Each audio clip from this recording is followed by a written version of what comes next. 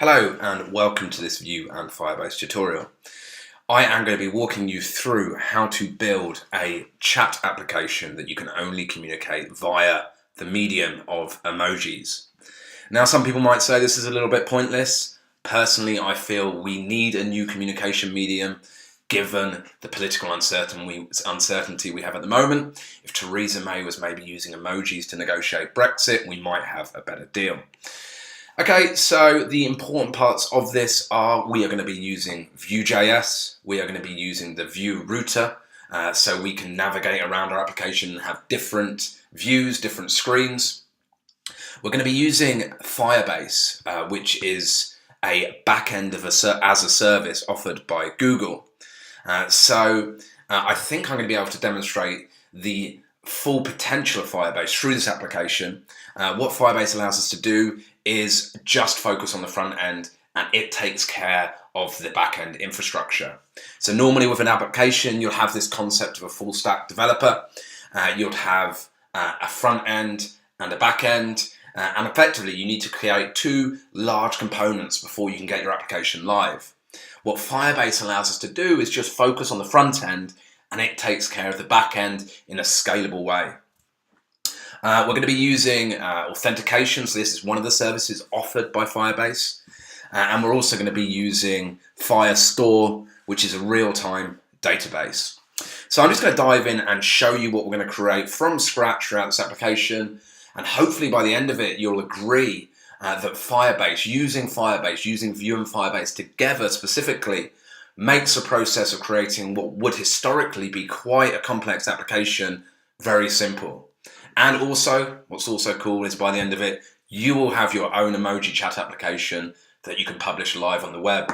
Maybe communicate with your friends. Maybe share it on Twitter. I don't know. You can do what you want with it. It's your application. You're making it from scratch. Anyway, this is what we're going to create. So this is the emoji chat application. We have different views up the top here. You can sign in and out.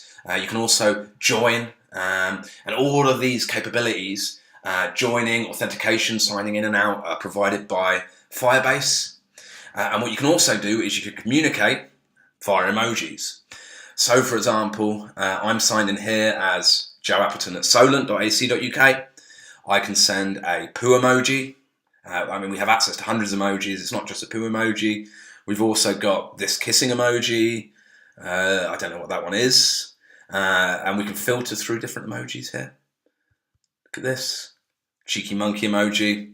So really you have any emoji you need. So you can just click on an emoji. And as you can see, it appears in our chat up here. Did you notice that appeared in real time?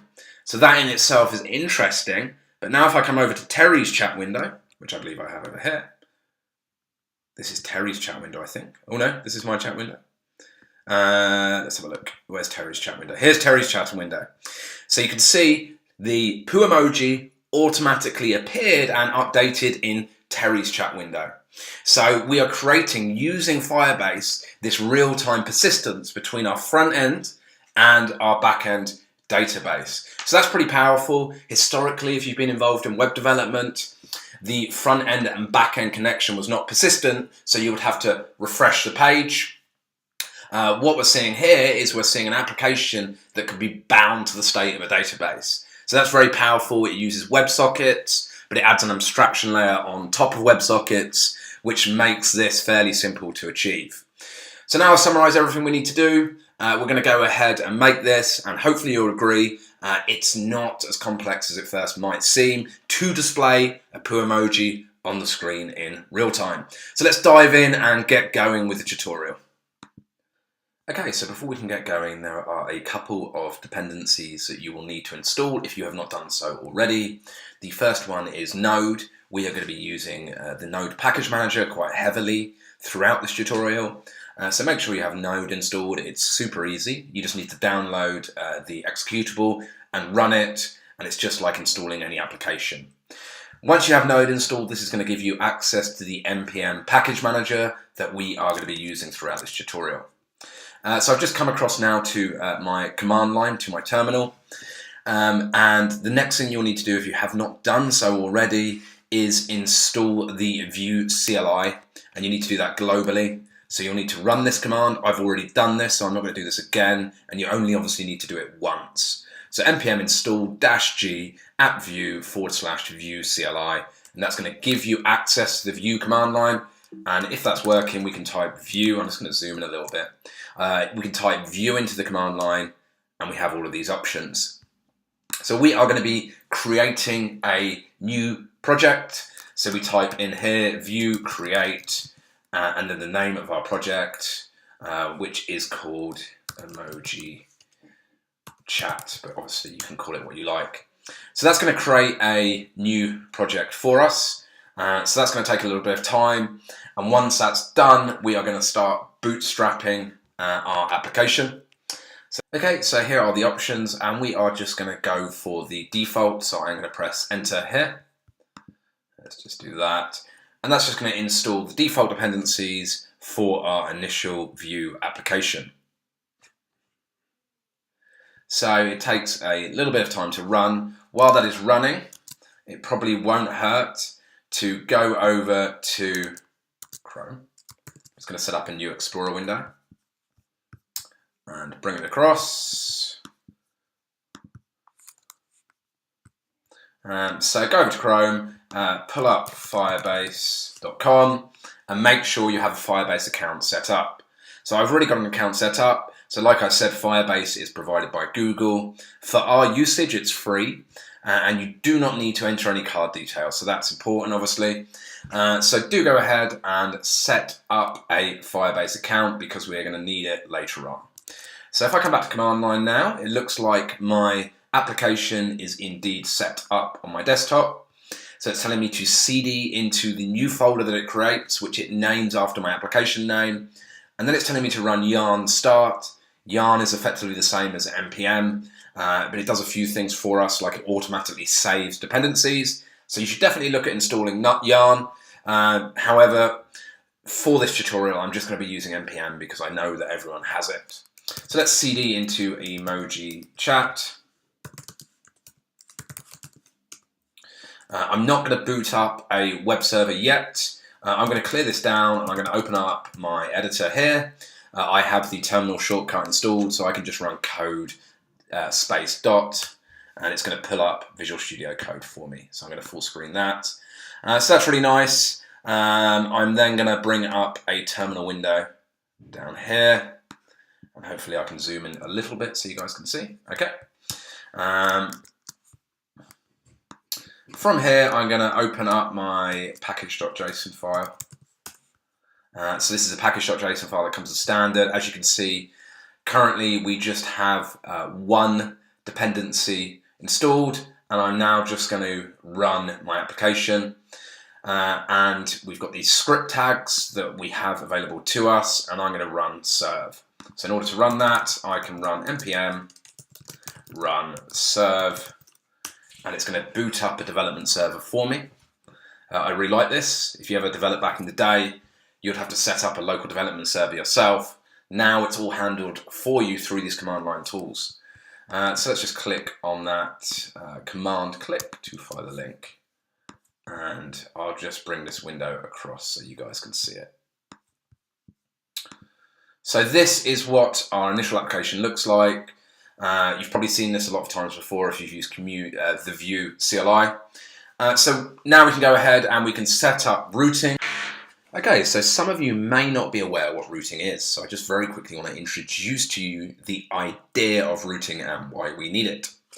So when we come to our current application here, as you can see, it displays on a single page. So routing becomes handy when we come into the situation where we want to display multiple pages. So we might have a welcome page, a join now page, and a sign in page.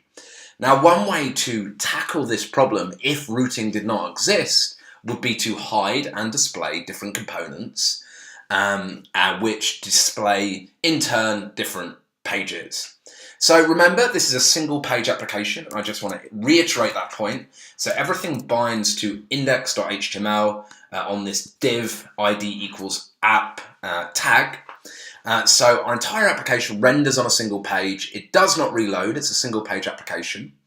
So we could do that. We could display different components, which would in turn display different views. However, the problem with that is our URL would always read localhost, so the browser would not have any idea of history. We couldn't bookmark or share any links. So what a router does is it solves that problem by updating the browser history. So our page, or our application rather, still renders on a single page. It doesn't need to update. However, the router takes care of displaying different components based on a path in the URL, and it will also update that path for us without reloading the browser. So it effectively allows us to have this idea of sections of our application which can be segmented by URL paths. So that's pretty standard, and this idea is called routing, and it's common across all JavaScript front-end frameworks, and you'll also see it a lot in back-end model view controller frameworks such as Laravel and Ruby on Rails. So we need to install a dependency to allow us to have routing functionality. So I'm going to install the vue-router. So the vue-router is the official router for Vue.js. And I'm also going to install Bootstrap, which gives us things like nav links, and it's just going to help us with regards to layout. However, Bootstrap is optional, but we need to install routing. So I'm going to come back here to my application. I'm going to clear down my terminal, and I'm going to run npm install, and I'll just minimize a few things, and I'll make this a little bit bigger. So I'm going to run npm install, and we're going to install the vue-router, and I want to save that in my dependency file, so I'm just going to pre-append -s there, and I'm also going to install Bootstrap. So I just need to make sure I spell that correctly. Bootstrap. Okay, that's fine. So I'm just going to install those two dependencies. Whilst they install, we are going to set up our application structure. So at the moment, I have a source folder. Within source, I just have components and assets for static assets such as images. I'm going to set up another folder, and I'm going to call that folder views. So new folder, and I'm going to call that folder views. And within here, I am going to have Vue components, but these components are slightly different. So in Vue, hopefully you know by now, everything is based on this component architecture. Each component has a discrete functionality and a discrete purpose in an application. And as you may also know, components can pull in other components. So what views will do is it will pull together many smaller components to construct a view. And we're going to have 4 different views in our application: about, home, and join, and sign in. So I'm going to set those up now. I'm going to use terminal in order to set that up. I could just right click and create those files here, but sometimes it's a little bit quicker to use terminal. So I'm going to cd into source and views, clear that down. I'm also going to hide the sidebar. And I'm going to create my files.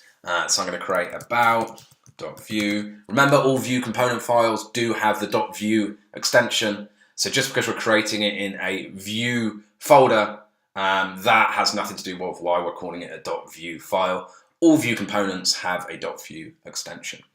So I'm going to create about.vue, home.vue, and touch is a command that creates files in a Mac, so it's pretty handy. We're going to create join.vue, and we're going to create sign in.vue. Okay, so that's created our files. I'm now just going to open them up. So if I just come to views, open up account about.vue.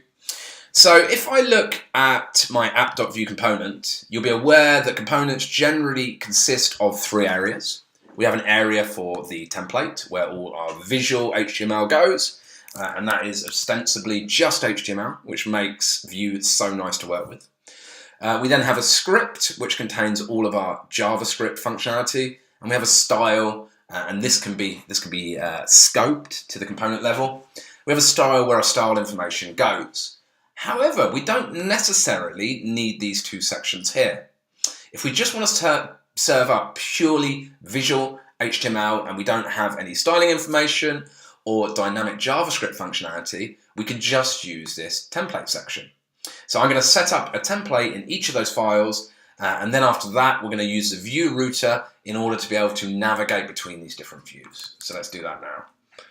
So if I go to views, open up about.view, and I'm going to set up a template.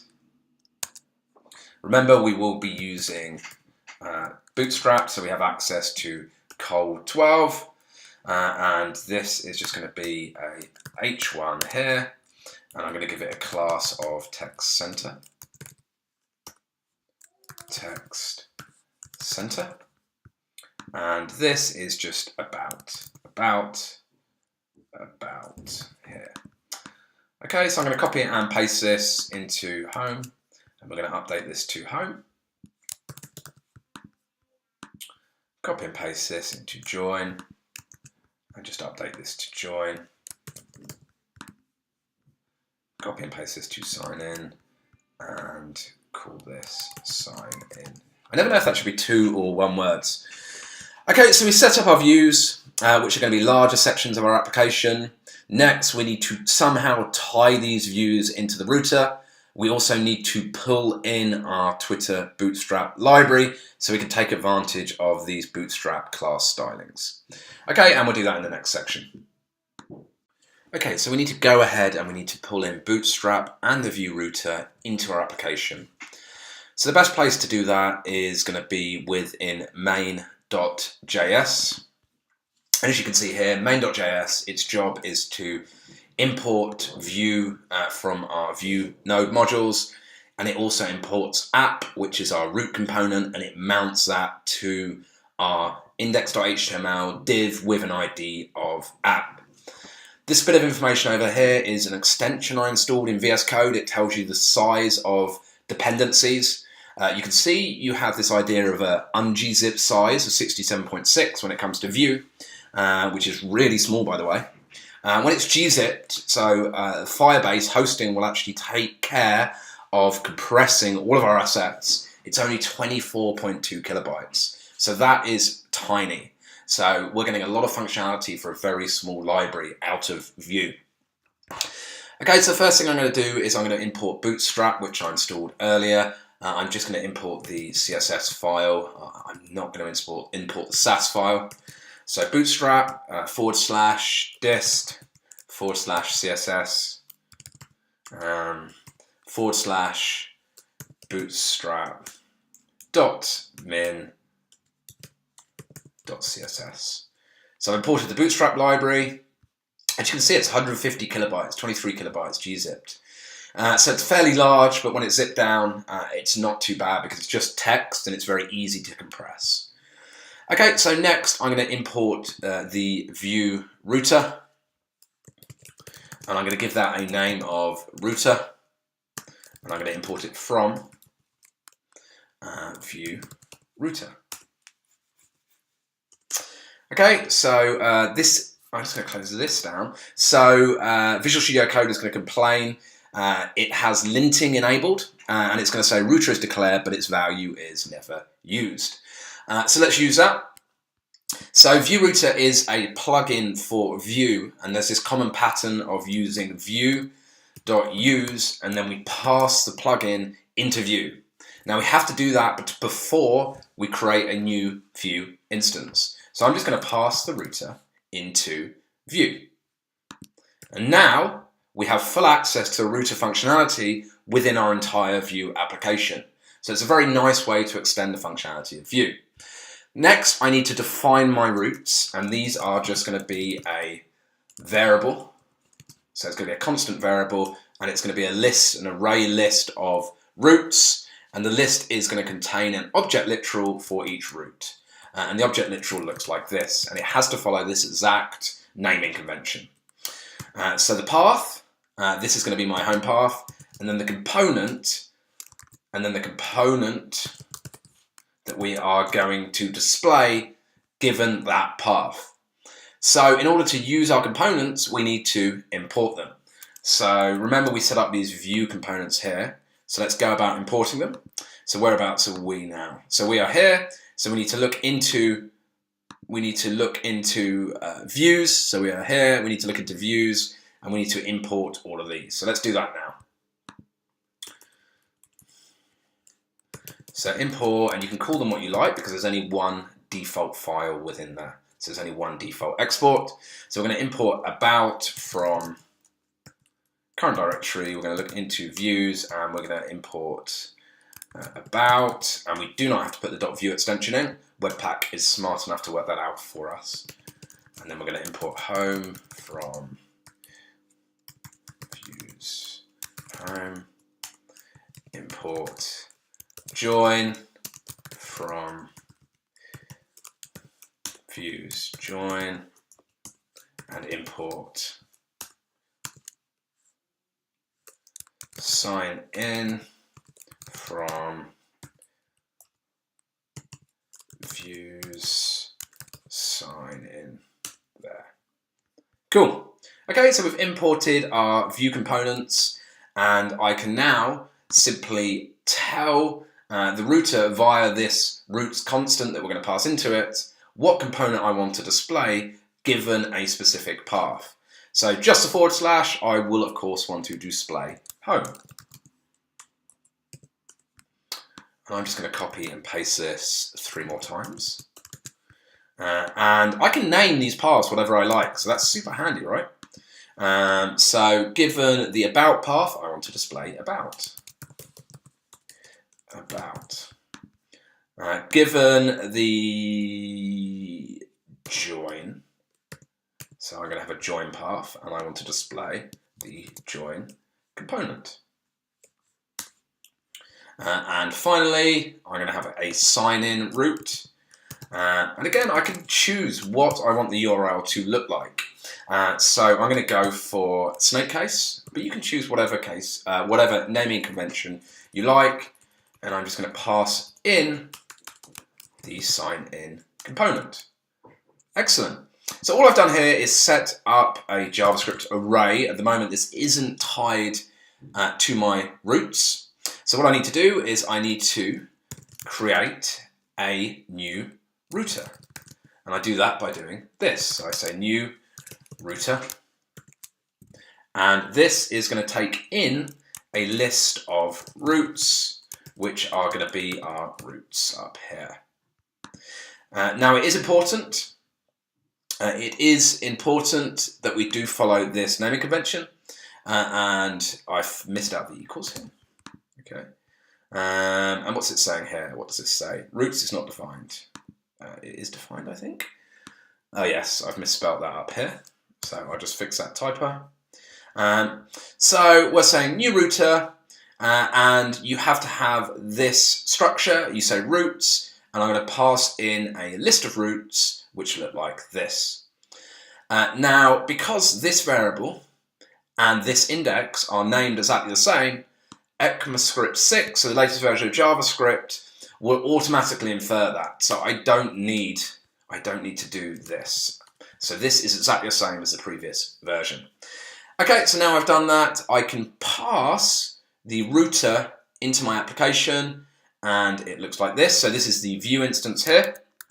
And when I create the view instance, I can also pass in the router. So make sure you pass in the router, not the routes. So we've defined the router, we've told Vue it's going to use the router, and now we need to pass the new router that we've created into our Vue application, like so.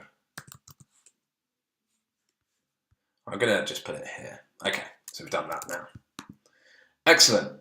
So hopefully this won't cause any errors. We can just check that. So let's check this here. Okay, so we have an error here. This is an easy error to solve. I like these sort of errors. So module not resolved, module not found, cannot resolve views, sign in. Okay, so let's check what we've got here. So it's moaning about this, and as you can see, I've made a typo here.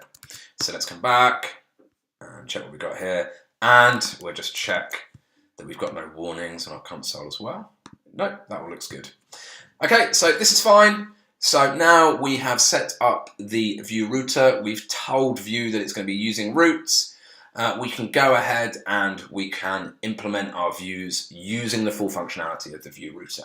So we should do that now. Okay, so now we're ready to set up routing within our application. So app.view is our root component that I have open now, and it effectively calls in the child components that make up the entire application. So it makes sense for us to place our core root in here. So we're importing a hello world component at the moment, and we have these styles down here. So we do not need any of these styles. We can also get rid of this script tag here. And let's just tidy this up a little bit here. Okay, so I'm just going to say h1 my app, and I'm just going to check that we haven't actually broken anything. So the app.view should still be getting mounted to the main index page via main.js, and you can see that's happening down there. Okay, so that is working, and you can see we've got slightly different styling now because Bootstrap has been imported. Okay, so with regards to the vue-router, I'm just going to open back up app.view. We want two sections here. So I'm just going to call this container. And by the way, these are standard Bootstrap stylings. I'm then going to have a row, and then within that row, I'm going to have a col12, so a 12 column grid. What I might do is just put some comments on there so we know what's going on. Okay, so I've got a row and I have a 12 column grid here, and I'm also going to have another 12 column grid. So col.col12.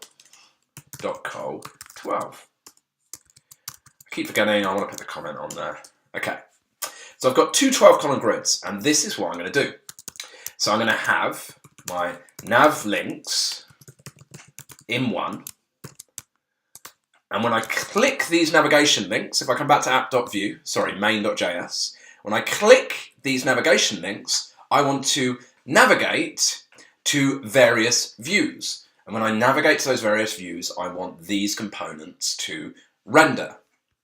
So router gives us something called a router view. And remember, we've injected router into our app. So it looks a little bit like this. Router view. Okay.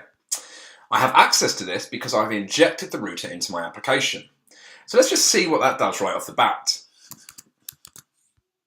Failed to compile. Router view has no matching ender tag, so I've just got to self-close it. I can do that now. Let's see if that works. Something's happened. So you can see now my home, so my home component is being rendered. Home comp, just to show you, it does update. Home comp is being rendered, and this is because my home component has a URL of /. Let's see what happens when we go to another URL. About. And about renders. I can't even remember what the other links are actually called. Let's have a look. So let's see what we've got. We've got about and we've got join. Let's come back to join. And you can see that join renders. So that's all we need to do to set up routing. So within our root component, we need this router view child component that is going to render components or view components as we've categorized them in this application, dependent on the URL. So it might also be nice to have a nav bar at the top here, so we don't have to keep typing into the browser where we want to go to. So I'm just going to grab a standard Bootstrap navigation component. So I'm within the Bootstrap documentation. You guys can just type in navs, and it brings up this standard kind of nav bar, which is fine for what we want. I'm just going to grab that and I'm going to paste that straight in here. So I can now have my nav links up here. I'll just check that this did indeed lay out correctly. So I come back to here. You can see my nav links are here. I might want to give them some alignment to the center. So col12, I might make this col5.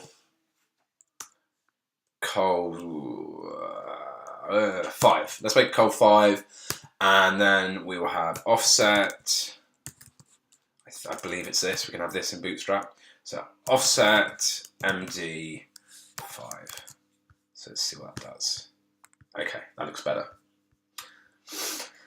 Okay, so we've got our links here. However, we can't just do this. So you might think we could do something like this. So we could have, let's make this join down here.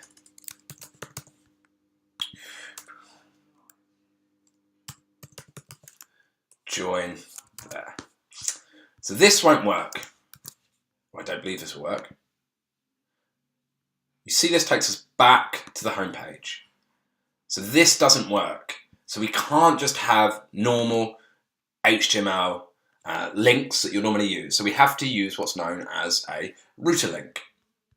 So all we need to do, and I'm going to delete all of these nav items. I'm going to remove active here. So we're still going to have the same class, but we're going to call this router link. And this is provided to us by the vue-router. So we can also have instead of an href, we have a 2. And this is going to be home. I'm just going to copy and paste this 3 more times.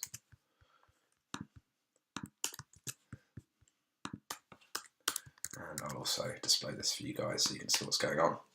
Okay, so we'll have one called home. We will have another. In fact, I just need to tidy this up a little bit. So we'll have one called home. So each router link is going to be within a list item. Then we'll have another called about. And this is going to go to about. And you can kind of guess what we're going to do here. And then we'll tidy this up. Undefined intake here.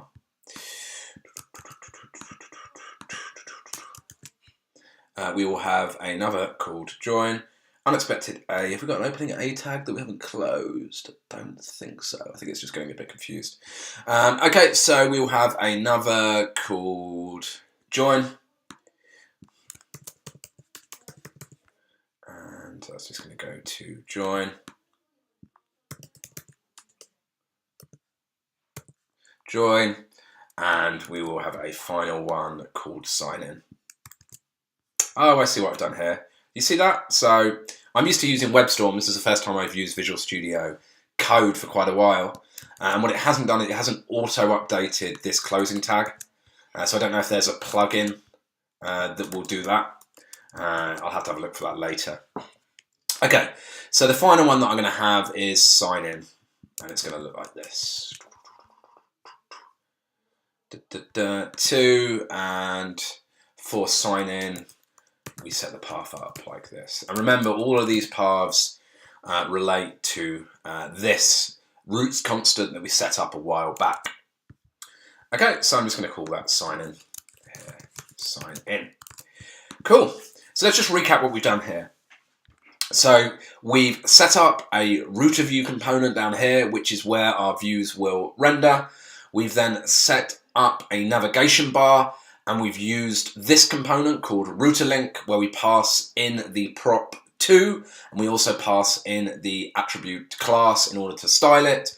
But the prop2 controls where our application will navigate to and what renders down here. So let's come back to our application and check this works. Home, about, join, sign in. Pretty cool. And you can see the URL bar up here updates as I cycle through the different pages. So that is awesome. We now have an application that can render multiple views, and this really is a starting point for creating bigger multi-view applications. And as you can see, it's not that complex. So what I want to do next is I want to show you how we can pull Firebase into our project, just how easy it is for somebody to sign up to our application using Firebase, and also we'll implement the Firebase sign in and secure our application. So all of that is going to come in the next video. Okay, so I'm now ready to set up Firebase and integrate it into my Vue application. So what I'd like you to do is go along to console.firebase.google.com. So this is the login area of Firebase. And we're going to set up a new project. As you can see, I've got a number of projects. Emoji app was when I made this as kind of an experiment before I did the tutorial.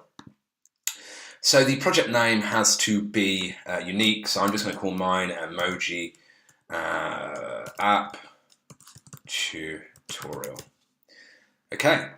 So there's just some terms and conditions, of course, you should always read. We're going to accept those and we're going to create the project. So that's just going to boot up, and what we're going to do at this stage is we are going to pull the Firebase library into our application. So while that's happening, I'm going to go to terminal, new terminal. I'm going to pull up my terminal window here, and then I'm just going to say npm install -s for save, and I'm going to install Firebase. And that is it. We have the entire Firebase library, which will be installed into our node modules, and we can use that in our application. So emoji tutorial is now ready. Exciting. Okay, so let's continue on to our app. So this is what the Firebase dashboard looks like. So the first thing that we're going to need to do is set Firebase up. So there's a number of different parts to any Firebase project. So we have things like the database that we'll be using later on to store our chat information. We have things like authentication, storage, and hosting. These are all things that you can use within a web application. It's worth noting that Firebase is not just for the web, it's also for mobile. So there's certain features such as Crashlytics that can be only used for iOS or Android. Also, I believe that's Unity. I don't know in what capacity that can be used there. But that can't be used for the web. So the first thing I need to do is I need to enable an authentication method. So we are going to be allowing users to sign into our application. And it's as simple as doing this. So we just need to enable the way or ways in which we want users to be able to authenticate with our application. So for now, we're just going to use email and password. We don't need an email link, and we're just going to save that. So that is now enabled, and it really is as simple as that. I have all these different authentication methods I can use. Just click down here. Oh, just cancel out of that. So it comes out of the box. I can have GitHub, Twitter, Facebook, or Google logins. So I can have all these social sign-ins. That comes free with every application that I set up. I can also have phone login. So there's loads of different ways that users can have log into our application. In a real world app, of course, you want to give them the choice. They should be logging in using the method that's most suitable to them. But for now, that's fine. Okay, so we now need to integrate Firebase into our application. So let's come back to the main console of my application. I can click here. I'm going to click back on the application. Okay, so get started by adding Firebase to your app. So let's have a look at what we've got here. So there's different ways to do it. We are using web, and that's denoted by this symbol here. So quite often when you read the Firebase documentation, you'll see there's 3 different versions for Android, iOS, which is iPhone development, and web, which is this. Okay, so this is how we set our application. This is going to be unique to you. So you're going to need to copy this. We're going to be doing it slightly differently because we're not using a script tag. Instead, we are importing the Firebase module. So let's go ahead and do this. So I'm just going to grab this config here, and I'm going to come back into my application, and I'm going to set up a new folder called config. And notice all my folder names are in lowercase. I quite like following this kind of standard convention. So if all other folder names are in lowercase, this will also be in lowercase. Whereas my file names are in uppercase. Okay. Okay, so config, and I'm going to create a new file called Firebase. And notice this is .js, not .vue. So this is just a standard JavaScript file. Okay, so I need to do a couple of things. The first thing is I need to import Firebase App So Firebase from Firebase /app, and that's just going to import for me. I also need to import the Firebase modules that I need.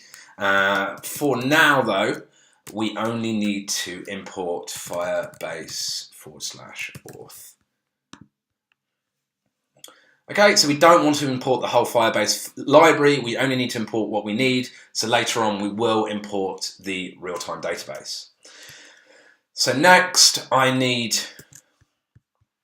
my config object, and I'm just going to say const. I'm going to name that as a constant, which is available to me because I'm using ECMAScript 6. This is a constant. It makes sense being a constant as it never changes.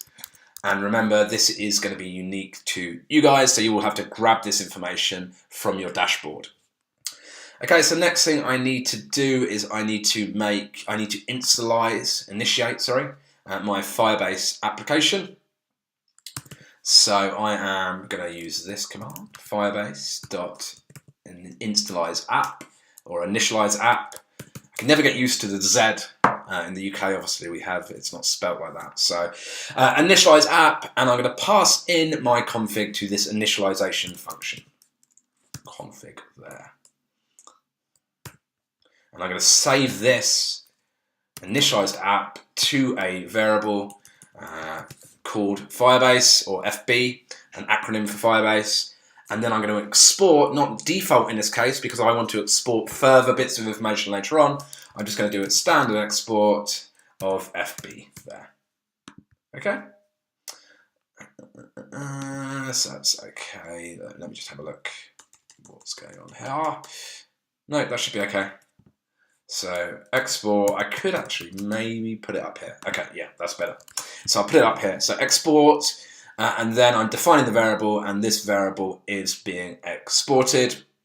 And I can just import that into my app where I need it.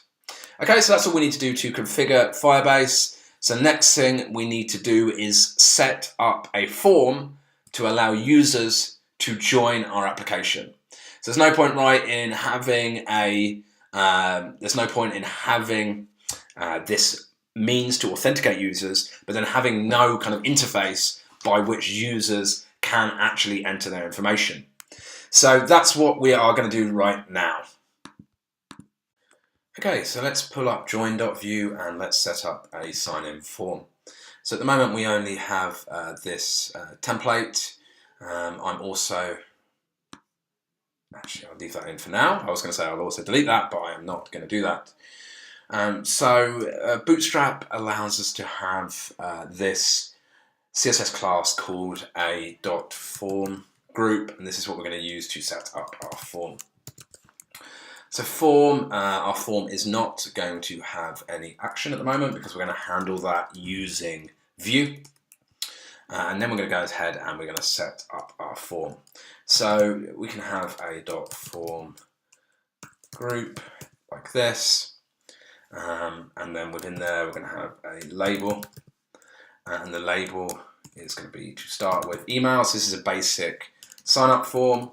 And we're going to add some validation to this form. So I'm going to show you how we tie form fields into Vue models and then how we validate those models before we do something with them, which is in this case allow a user to sign up.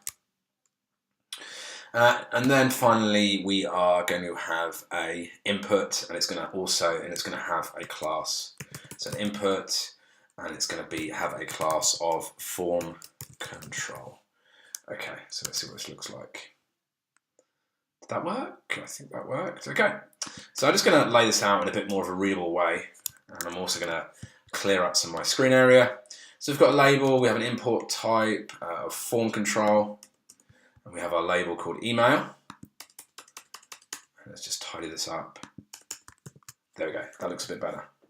Okay, so we're going to have an import type of form control, and at the moment it's of type text, and I'm just going to change that to email. And the next thing we want to do is we want to give it a ID of email as well, because this is for email. And if this is going to validate, it needs an ID of email. ID equals email.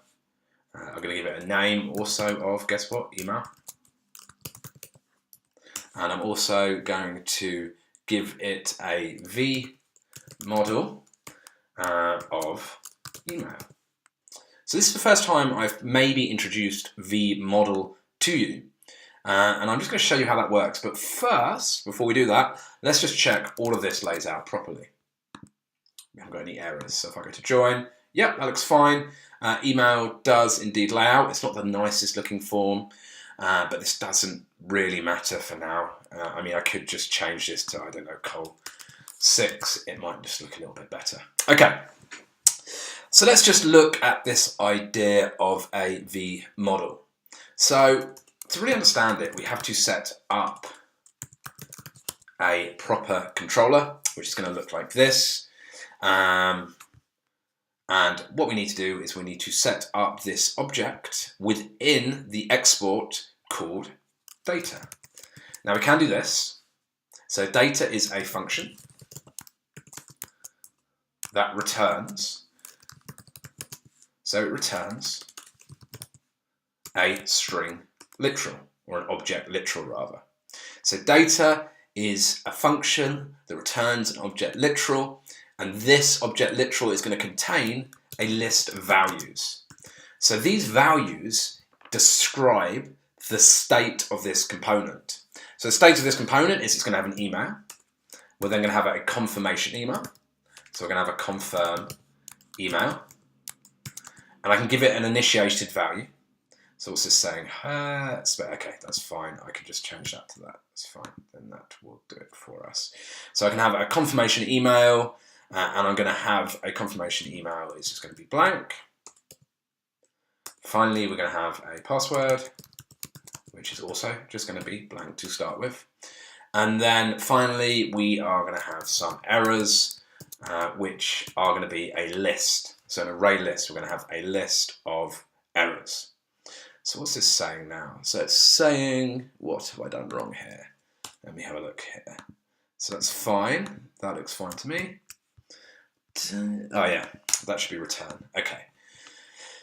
So this is always going to be a function. There is a slightly easier shorthand way though of setting this up. So this is exactly the same as this. Okay? So those two, so this is the same as this.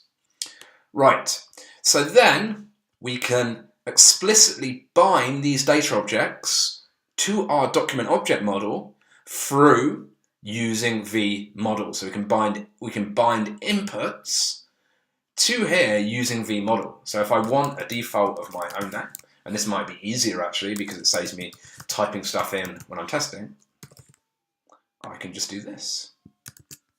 Of course, I haven't got a confirm email yet.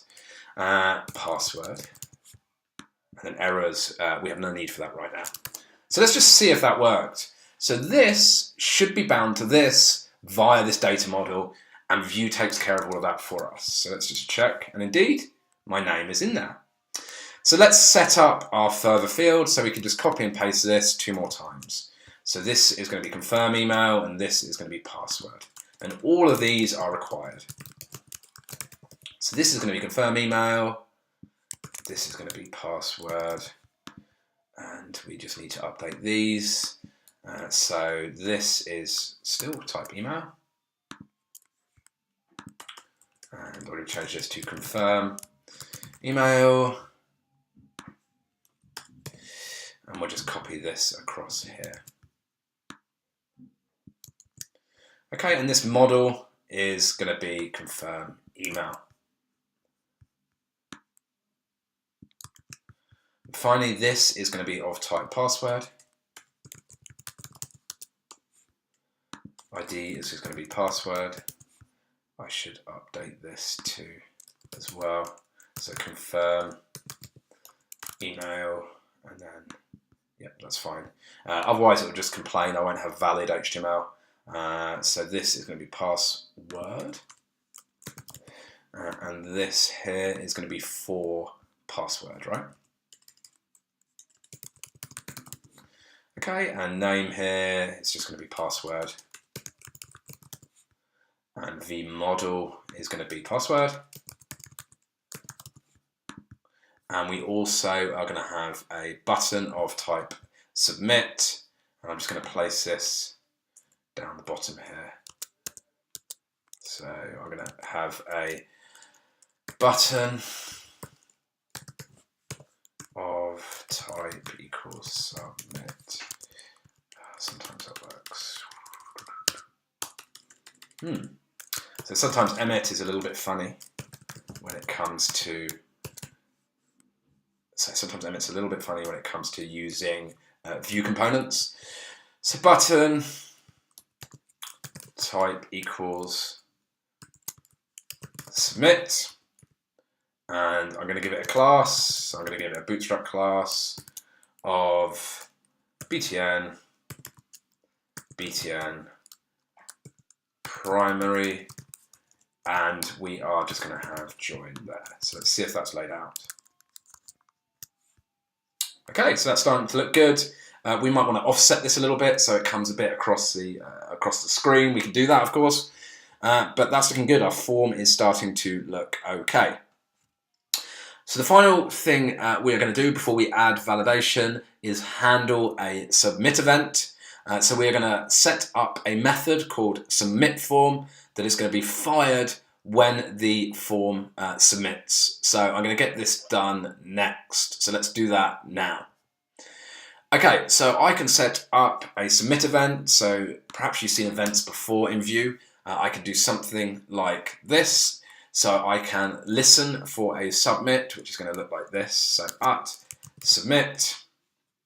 And then I can tell Vue to fire a specific method when this form submits. So submit form. Okay. Next, I need to set up the method. So I have a property called methods, which could look like this. In fact, methods is not a function, it is an object. And I'm going to set up a function on that called, you guessed it, submit form. And this is going to take in the submit event. And then we're just going to say for now, alert, old school alert, alert form subbed. Cool. Okay, so just to clarify what we're doing here, we set up a method, object literal here. Within that, we have defined a submit form function, which is going to take in an event, and it's going to alert form subbed. And we also want to make sure that the event is prevented from performing the default action. So I'm going to do that now. So this is going to be e.prevent_default. So we do not want the form to submit as we're handling this. So we don't want the form to refresh the page for us. Okay, so that looks okay. And this form submission is bound. So it's bound to the method via this add submit Vue event listener. So let's just check that this happens. There we go. So the form is now subbed. So next, I want to validate this form. And after that, I will show you how we can use it to sign a user up to our application. So I'll do that next. Okay, so let's think about how we would go about validating this form. So we can declaratively state what we want to do before we submit. So just talking over this, we could say the email is required, this email should equal the confirm email, and password is also required. So it's quite easy to describe in human language, but using JavaScript, how would we go about doing the same thing? So I want to quickly show you something that has nothing to do with Vue, it's native JavaScript, but it is an interesting way in which JavaScript reduces certain statements to true or false. So I'm just going to come to my console here. So hopefully most of you know this is a Boolean value. It can either be true or false. But within JavaScript, I also have this Boolean function. And it's going to tell me whether a value resolves to true or false. So obviously, true will resolve to true. However, it doesn't end there. So also any value will also resolve to true. So if I have a string with a value in it, and think about this, it could be an email, and that email had a value of joe@hotmail.com, old school, using Hotmail. The value resolves to true. And if there was no email in that field, the value would resolve to false. So what you're seeing us doing here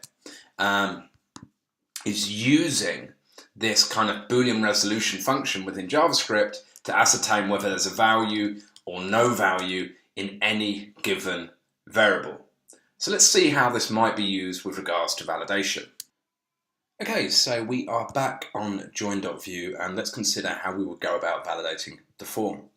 Now, what I really like about Vue and other MV Star JavaScript frameworks is the ability to describe the state of a given component.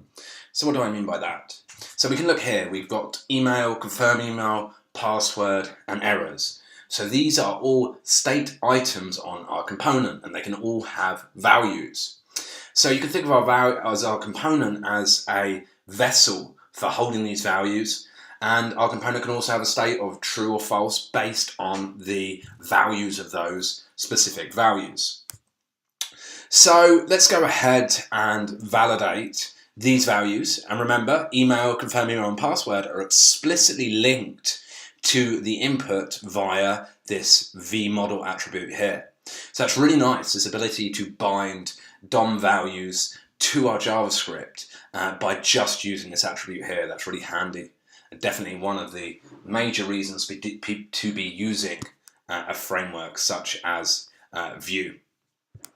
Cool, so let's go ahead and validate our form.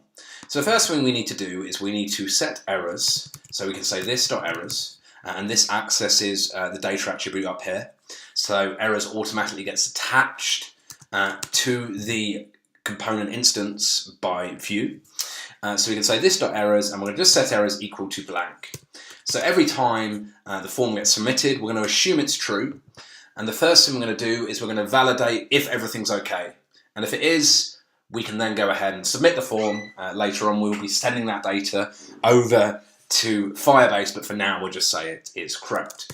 So an if statement is what we're going to set up, and we want the values in here to resolve to true, and then we want to say console.log the form is valid. So let's consider what we need to do here. So the first thing we need to do is we need to check if this.email. So remember, if this.email has a value, it will resolve to true. We're then going to use the AND operator. This.email should also equal this.confirm email. And finally, this.password should contain a value. So if this is the case, the form is valid, and we will just log that the form is valid. So let's just check that that works. So this straight away should give us some feedback. So I'm just going to come back to the form here, and I'm going to clear down the console, and I'll just clear that down here. So it looks like we need to refresh this page. As you can see, my new code has not been included. So we're just going to refresh the page and just check that my new code is. Okay, so it looks good. And let's just step through this. Okay, so we do get to here. And if I check the console now, the form is valid. So that is excellent. So now let's consider some cases where the form might not be valid. So say, for instance, if not this.email, we want to push a new error onto the errors array. So we can say this.errors.push, and we're just going to push a string on there.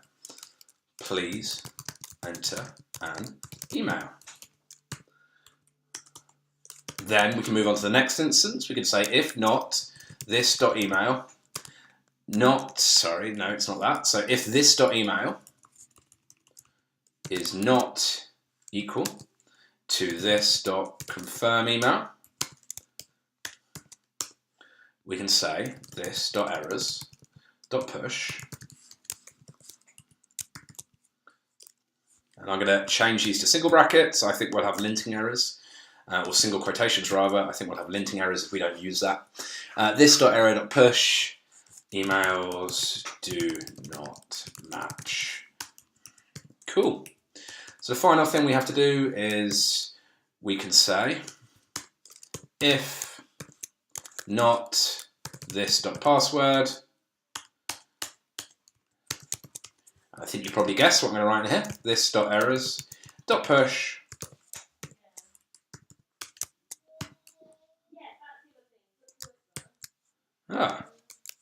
Please enter a password. Cool. Okay, so that's the validation done. So I now need to think about a way to actually display that validation on the form. So the errors are going to be stored in our errors array. And whenever you think about displaying an array or a list on the document object model, you should be thinking about this v-for directive that you've probably used in the past. So what I'm going to do is at the top of my form here, I'm going to create an unordered list, and it's just going to have a single list item within it. And this is going to be my errors list. So I'm going to say v-for, and then I can say errors or error in errors. And that's going to loop through my errors, and I can access each individual error. So we've just got a single value within each error. So we can access each individual error like so. Now this is going to give us a linting error, and it's going to say it expects a v-bind key to be there. So this is a unique value, and more often than not, we just use the index that Vue will provide us to bind to. And we can grab the index like this. And this is just going to give us a numeric value from 0 all the way up to however many errors that we have. And I have to just get this correct. There we go, that's a bit better. Okay, so let's do that now. So I have to bind to a key, and I'm going to pass in this index here. Okay, so let's just tidy this up a bit. Sometimes I like to format it like this, down here, just so I can see what's going on. Cool. Okay, so to summarize, this is going to loop through the errors, and we add errors as we find invalid form fields, and that check function, if you like, gets instigated or initiated when we submit the form. So let's just double check that this actually works. So I'm going to come back to my form. I'm just going to refresh this, and hopefully this will work. And there we go. Okay, I'm just going to get rid of some of these breakpoints that I set up down here. So I'm going to click join. I'm just going to check the console. We don't seem to have any errors. I'm going to clear that down and just get rid of this. Okay, so take away an email. Emails do not match. Please enter an email. And let's try this again. Oh, cannot read property push of undefined. So we've got an issue there with our password. With our password logic. So let's just see what we've got. So we're going to come back here. Probably spelled errors wrong, I imagine. Eros. There we go.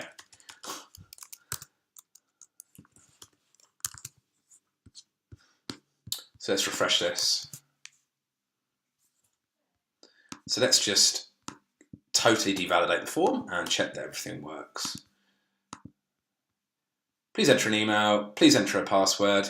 At the moment, obviously, the passwords match. Sorry, the emails match. So if we were to do this, okay, at hotmail.com, and then, okay, emails do not match.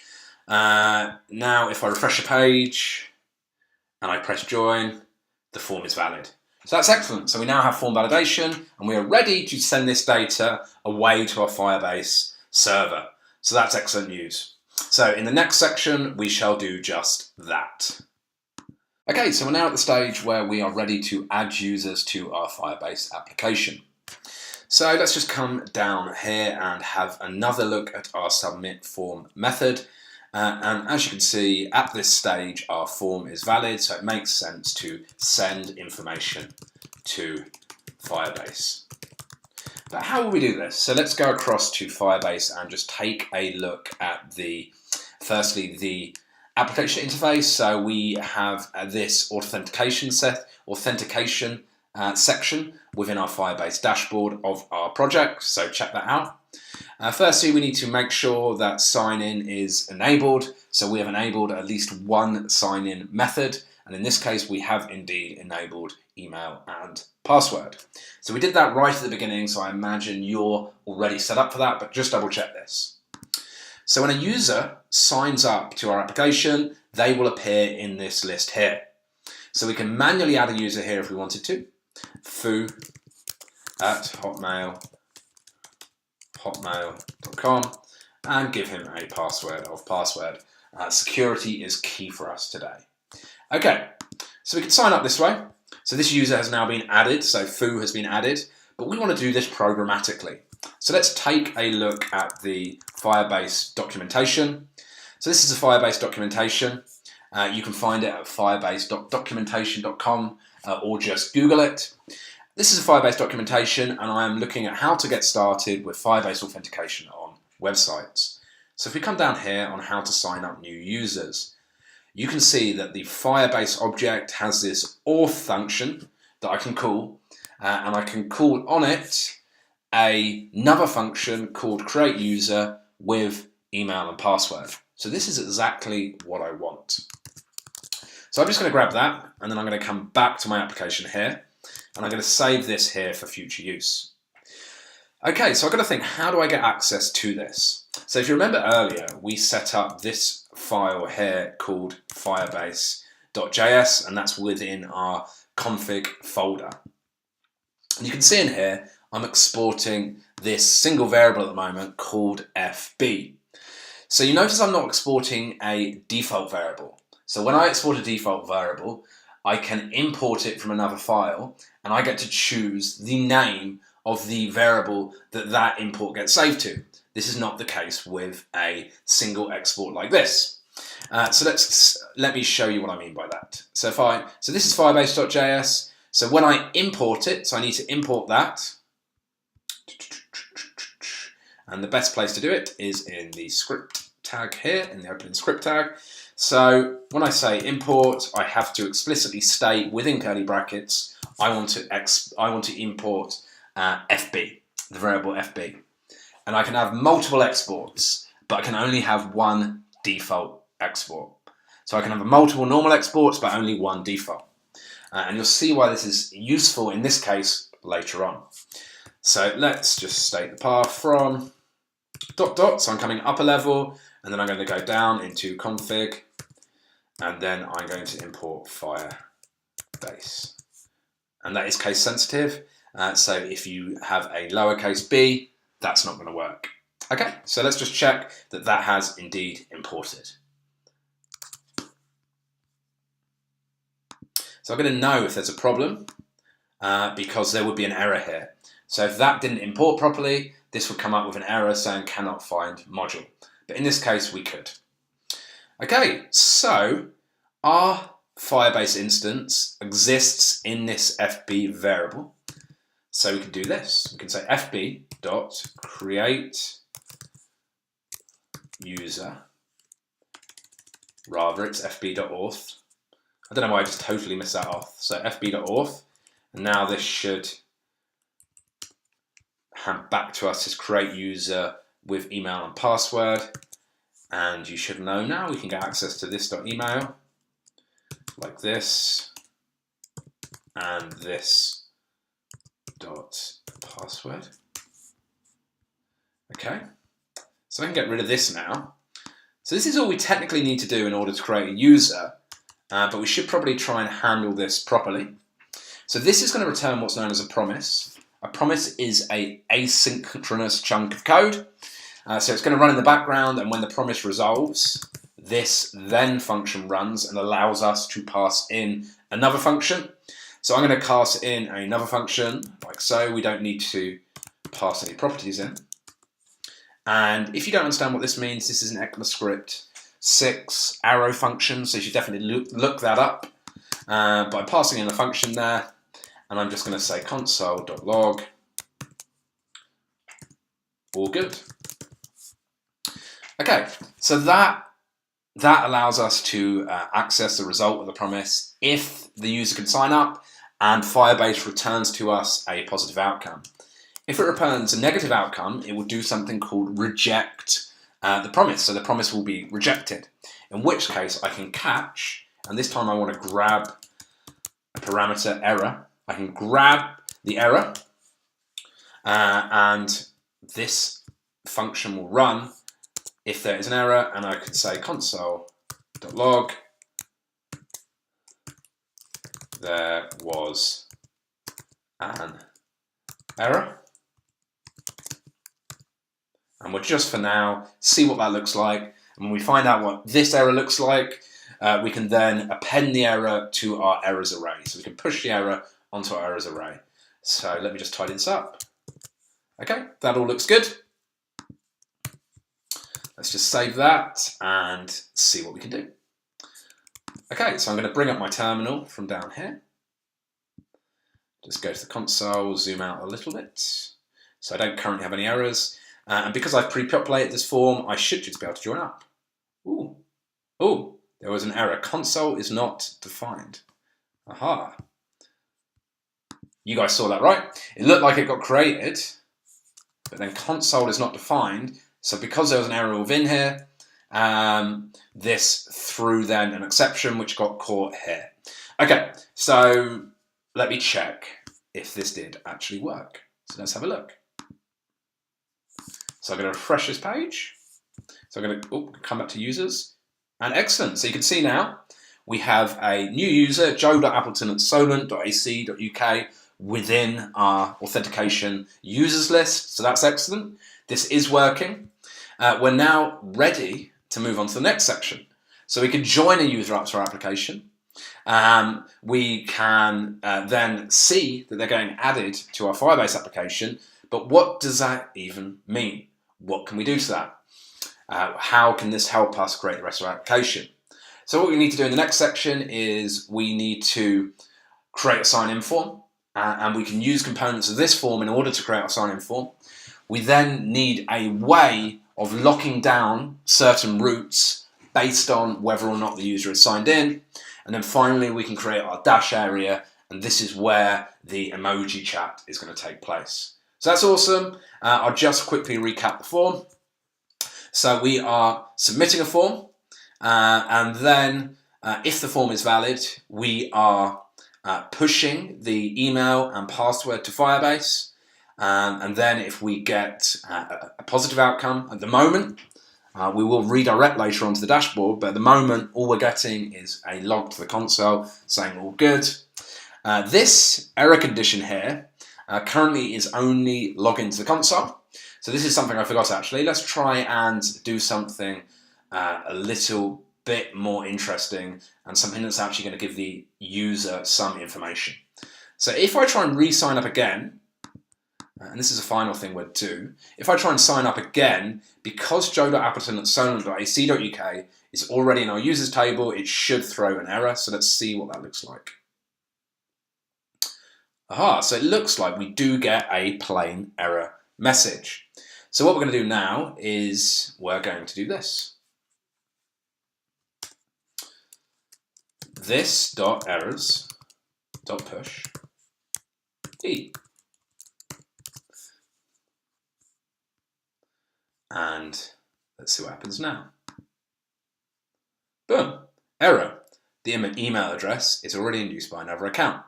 So you can see how easy that is. Because I've already got this errors array set up, because I've already got the functionality within my document object model set up, this adding further errors to the error list is very easy and very quick. Cool. So now we've got an error. This email address is already taken. Bang. We can change that and create a new account. Excellent. So that's done. We're now ready to move on to the next section. Okay, so now a user can join our application. We also need a way for them to sign in. Now, if you remember previously, we've already got the route set up for this. However, we need to recreate the form. Now, one option would be to make an entirely new form from scratch and place it directly in this view, very much like we did for the join view here. However, perhaps you noticed a sign-in form and a join form are going to be quite similar. The only difference is this confirm email field. Now, the whole idea behind React is creating components and then reusing these components so you don't need to repeat yourself. So if I was just to repeat this form minus the confirm email field within join, I would be repeating myself. However, the best way to go about this is to abstract away this form into a component that can be reused again and again. Now, the great thing about this strategy is when the component is correct and working, we know when we reuse it, we're reusing the exact same piece of functionality, we know that it will still work. Also, when we want to make a single update on this, let's say we wanted to add another field, that update would propagate around our application.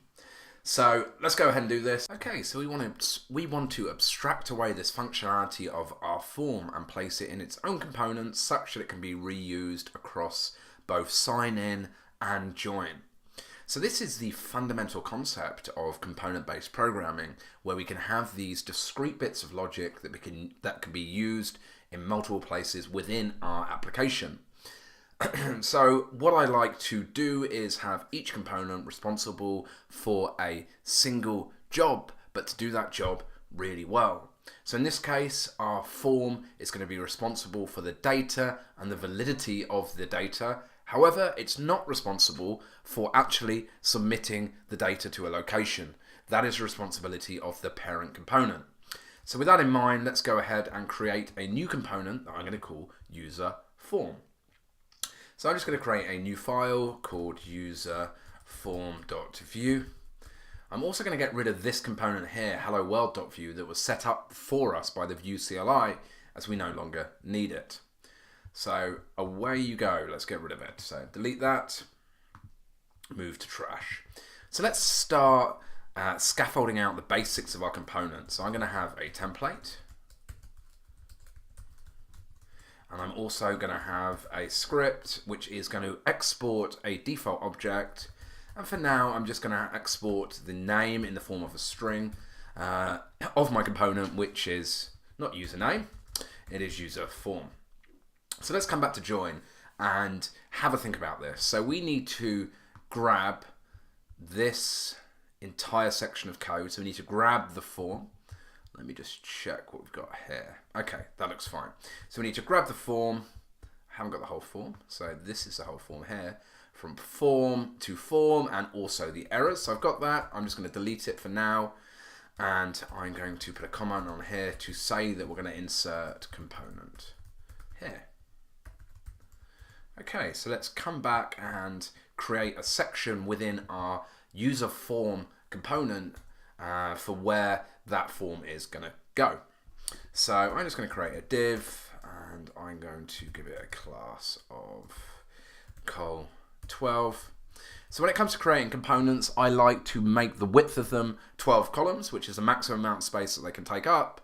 Therefore, when we use them in a parent div, it is up to that parent div to define the space, and the component will just take up whatever space it is given. Okay, so we just need to close that.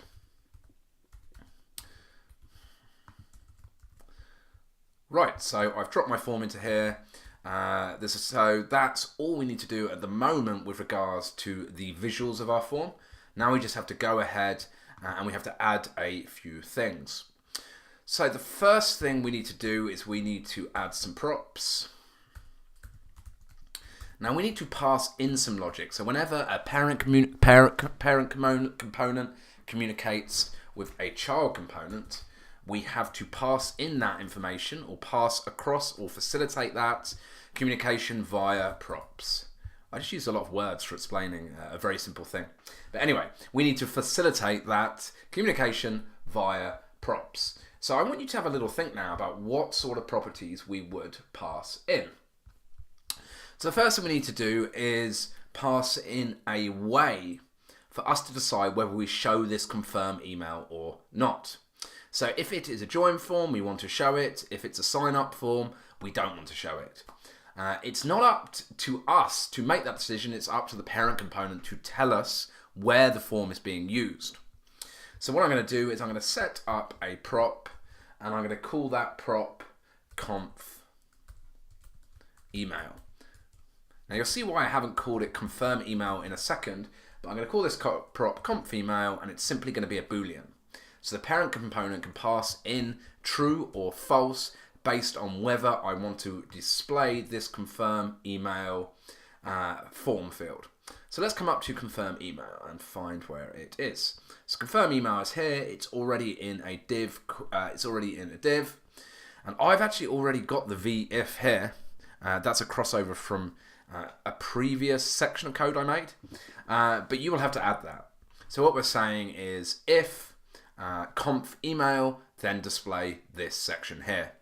So you'll have to add that in. For some reason it's already there. I do pre-record some of these, so sometimes things get a little bit mixed up. Hopefully that won't happen again. Okay, so we already have that prop there, and we're accessing it in the same way we will access our data objects. With that in mind, let's go and grab some data, or data if you're American. So we just need all of this, and we no longer need it in this component anymore. So let's come back to user form, and I'm going to place it below props. I normally like to follow this convention where I would have props at the top, then data, then methods. So let's, with that in mind, add some methods down here. Cool.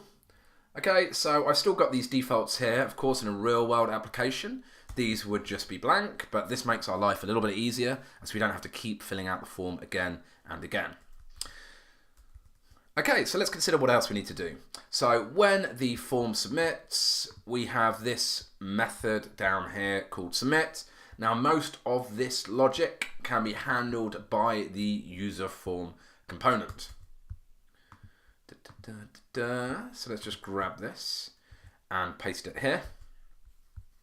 And I just want to go back through this logic, and I now want to think about how we're going to change it based on the information that gets passed in. So we've got a prop called confirm email.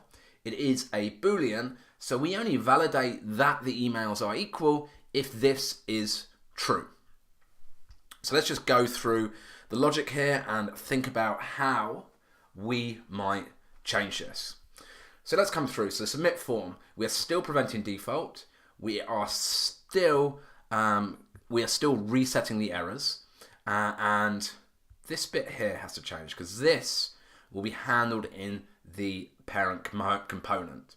So kind of this is the first thing I'm going to change, and I'm going to look at this conditional logic up here because we also have to change this. So what we want to do is we want to emit an event. So the way child components communicate with parent components in Vue is they emit what's known as an event. And the parent component can then hook onto that event. So this is the way that we communicate between components if it's a child component. If it's a parent component, we pass the information down in the way of props. So information always passes down through props and up through events. And if you remember that, you're going to be okay when it comes to Vue. So we're not going to do this here because this is all going to be handled in the parent component. All we are going to do is emit an event. So we can say this dot emit. Then we have to name the event. Now this can be anything. I'm going to name it form submitted, but you can name it what you want. It really doesn't matter, but obviously it should semantically make sense of what the event actually is. And then I can pass in this, which is an object. So the second argument is the data I want to pass up, which is going to be this dot email and this dot password. And I also have to name it there. Okay, so let's just confirm now what's going on with this logic here. So this dot email, we still want to make sure that we have a email. That's going to be the case, whether or not it's a join or a if it's join or a login form. Okay, or sign in as we've been calling it. This I want to change. I'm going to put it into brackets, and I believe all I have to do is I have to say this dot email has to equal this dot confirm email or this dot conf email, which is a prop we're going to turn in. we're going to pass in rather, or not this.conf email. So one of these has to be true. Either we're not confirming the email or they have to match. So that's great. Let's come down to this second piece of logic here. So this is the form now is valid and we can emit this event. Excellent. So let's come down and have a look at this. So we still want to make sure that we have an email. So that's great. This dot let's have a look at this. So if this dot email is not equal to email, and so this is an this dot conf email, then we're going to push this error message on. And then this dot not password, we're just going to put this error on. Please enter a password.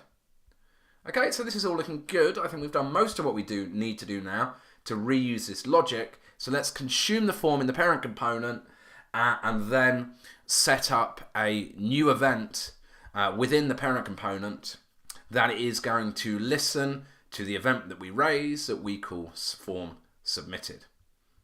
So let's go ahead and do that now. So I'm going to come to join.vue.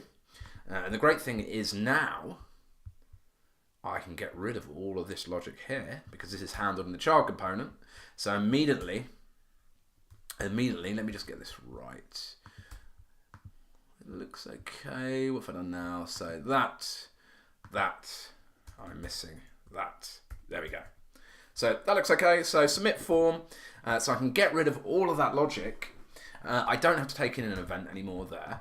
And let's come up and we will pull the form in here. So the first thing I need to do is in fact, I need to do two things. So firstly, I need to import my user form. So user form, and I'm going to import that from upper level, and it is in components. And it is called user form. So now I've imported that, I need to tell this component join.vue that I am indeed using it. So I need to implement this components object literal, and I just need to pass in user form. Now I can use it in my view. So I'm going to use user form here, but I need to pass a couple of things in. So the first thing I'm going to do is pass in conf email, and notice how I have this colon here. That is because I want the expression to be evaluated. I'm passing in a boolean called true because I do want the confirmation email to exist. And now I can listen to the event. And what did we call the event? I've forgotten already, so I'm going to come back to here. That's it, form submitted. In fact, I think I copied that. Okay, so I want to listen to the event form submitted. And when that form submits, I want to run this function, submit form. Submit form. Cool. Okay, so that's great. So that should, for now, let's just do this, console.log form submitted. Okay, so I'll just very quickly run over what's going on here, and then we can test this all out. So I've called in this component user form. I've passed in a boolean value of true because I want the confirm email field to show. When the form is submitted, I want this method down here, submit form, to run, and at the moment I am just logging form submitted to the console. This event is raised by user form, which does a couple of things. Firstly, it is going to display the confirmation email based on the conf email prop that is being passed in. It is then going to validate the form, and when the form is valid, it's going to emit this form submit event, and it is going to pass the relevant values of the form.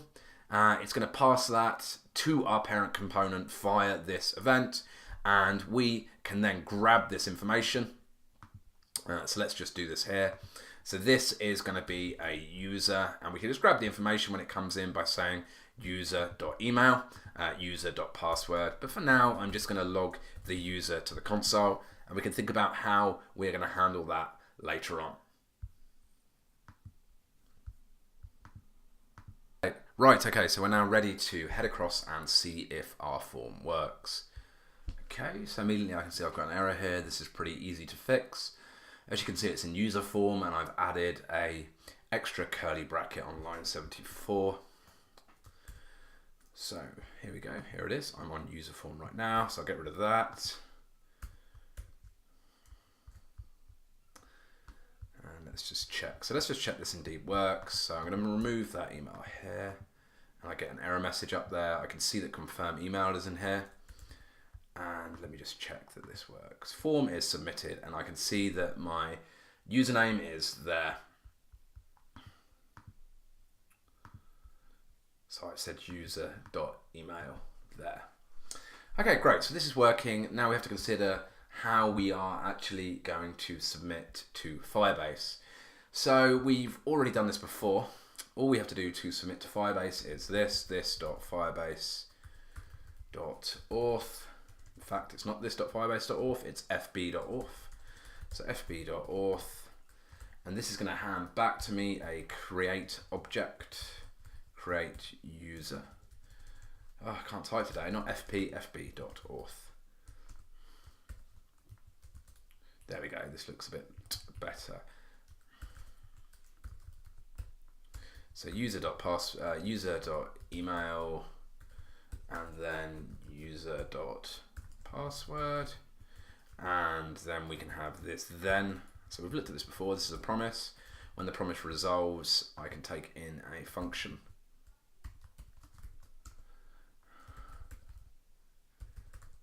So we're just going to say all good for now. This becomes a little bit more interesting though when we catch a error. So say if Joe.Appleton at Solent is trying to sign up for a second time, he can't do that. We need to think about where we're going to display this error E. Now I think the best thing to do would be to pass it back down to the form component. So we need to have this idea of being able to display additional errors. So let's set up that now. Also, I have noticed on the form, this is called join. However, for sign in, we want flexibility on what the text is down here. So we need to add a couple more properties. So let's go ahead and do that. So I'm going to say parent errors. I'm going to make this as flexible as possible and create an array. We don't know how many errors are going to get passed down from the parent. I'm also going to have button text.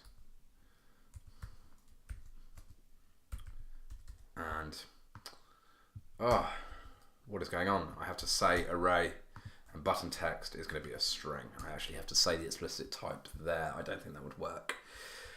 Okay, so now this can be button text, which is there, and I'm just going to grab this, take this, and this is going to be parent errors. So I'm going to create another iterator, and rather than error in errors, it's going to be error in, you guessed it, parent errors. So that should work. I just need to make sure I pass this information in. So we're passing it in confirm email. I'm going to pass it in button text. I'll just double check what I called that. Yep, button text. Notice that I don't have to use the bind semicolon or colon rather, because this is literally just a string. It doesn't have to be evaluated into anything else. And this is going to be join. And then I have to pass in parent errors. So I have to pass in parent errors as well. And this is going to have a colon there because I have to evaluate this array. So parent errors is going to equal, let's set this up. I'm going to call this errors here. Oh, in fact, it doesn't go there. I'm going to set up this data here. And then we're just going to return errors here. it's going to be an empty string to begin with. And then in methods here, before we submit, we have to go this.errors.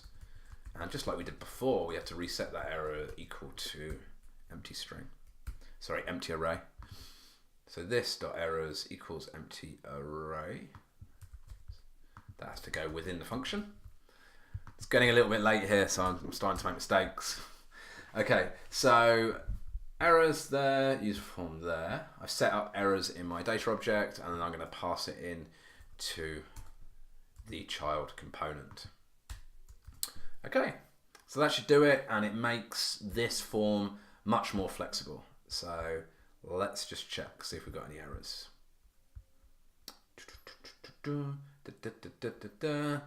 Okay, so user form, parent errors. I believe I did set that up as an array, maybe it hasn't saved. Aha, that is now refreshing. And parent error is not defined. Strange. Okay, that's now reloading. That was a past error. Okay, so let's check out our form. So now let's just see what we're doing. So we're going to submit the form. We're going to set errors equal to empty array. We're then going to attempt to create a user. If the user gets created, console.log, all good. And then if the user doesn't, we have to do this.errors.push e. So this pushes the error that gets passed in by Firebase. We then pass these errors down to the child component to be displayed by using this property here. And notice we have the colon there to say this needs to be evaluated. This is a variable with values. Whereas with the button text we also pass down, and let's just check this actually works. But with the button text that we also pass down, this is just a standard string, so that does not need to be evaluated, which is why we don't have the colon there. Cool. Yes, join now, so you can see that's getting passed down. So if I try and join, again, this should cause an error. Okay, error. The email address is already in use by another account. So that is excellent. The child component is displaying an error from the parent component. If I go Joe Appleton 123, Joe Appleton 123, and check that I can join, all good. So that is great. So if you were to head across to Firebase now, you'll see that Joe Appleton 123 is a member. So this is absolutely awesome. I can now set up my sign-in form over here, and this becomes ridiculously easy. So let's go to join.vue, and let's just grab this user form here, and let's go across to signin.vue, and we need to include a script tag here, and I need to import the user form, just like we did before really. So I need to import user form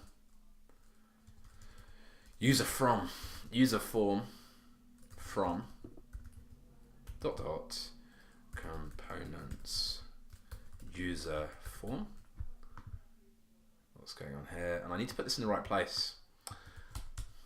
This is probably the last section I'm going to record tonight because I'm starting to make a few errors. So it doesn't need to go in the object literal here, it just needs to go under the script tag. Okay, so import user form from components user form. So we've done that. We can now place our user form in here, our user form. In fact, before we do that, we have to tell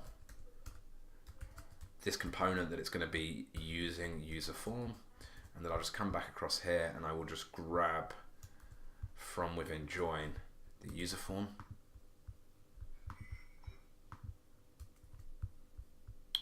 And I'm just going to lay this out so we can actually see what's going on. Okay, so conf email for sign in is going to be false. I could just leave that blank and it would also evaluate for false, but I like to be a little bit more explicit. And then this is going to be sign in. We don't have any errors to pass in, so I'm just going to pass in an empty array. Or I could just omit that entirely. And when the form is submitted, we're going to have that method submit form. So I'm going to set that up now. So the method submit form will also get called, and then we will look at how we can actually sign a user in. Submit form. And remember, this is going to take in a user.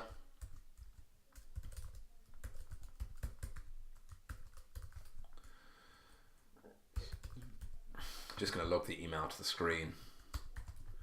I might just put on here, user has joined, has logged in.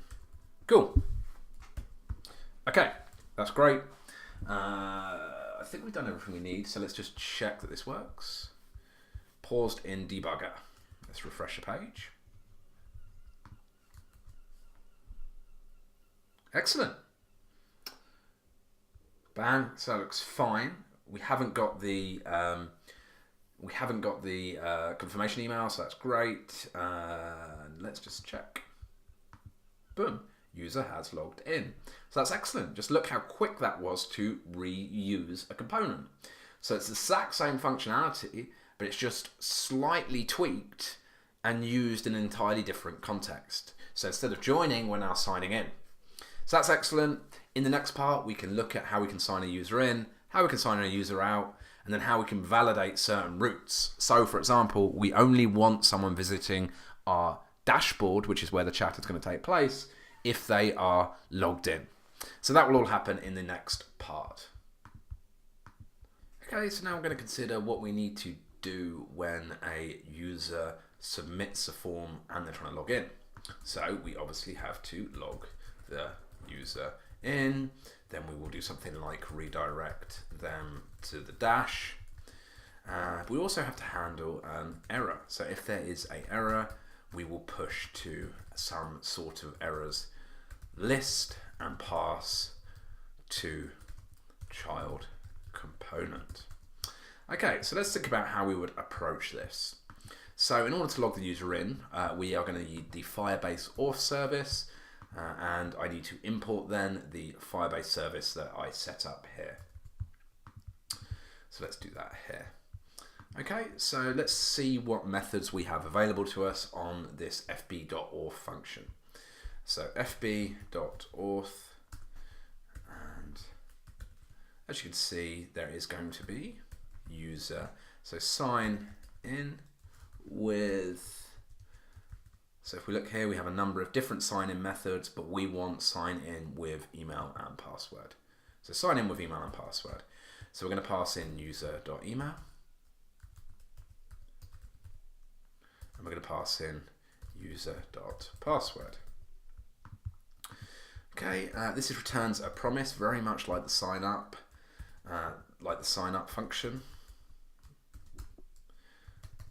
And we will console.log. We will at this stage redirect to the dash.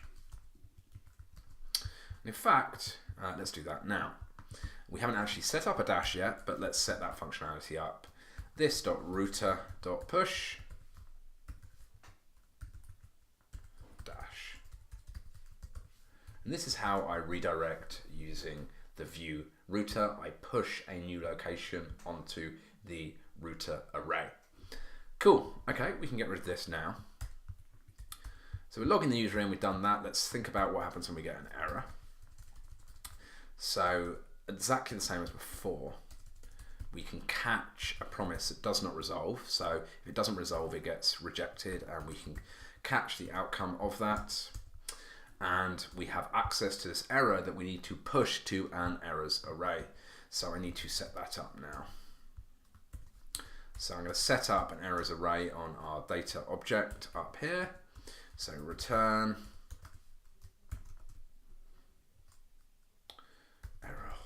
errors, which is just going to be an empty array to start with. And I need to make sure that this array is reset every time the form submits. Let's do that now. Errors equals empty array there. And now I can push this error onto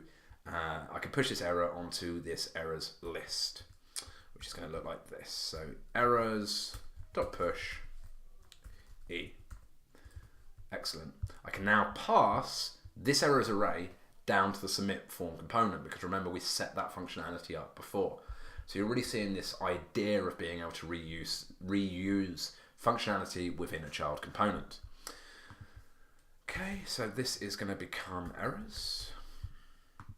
Form submitted, submit form. So all of this looks good.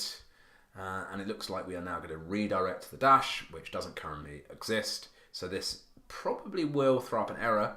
But if it does, that's fine, because the error will guide us in the right direction of where we need to go next. More importantly, what we're looking for now is an error does get displayed when the user can't log in. So in order to log in, I need to know what my password is. I believe it's password, but let's check.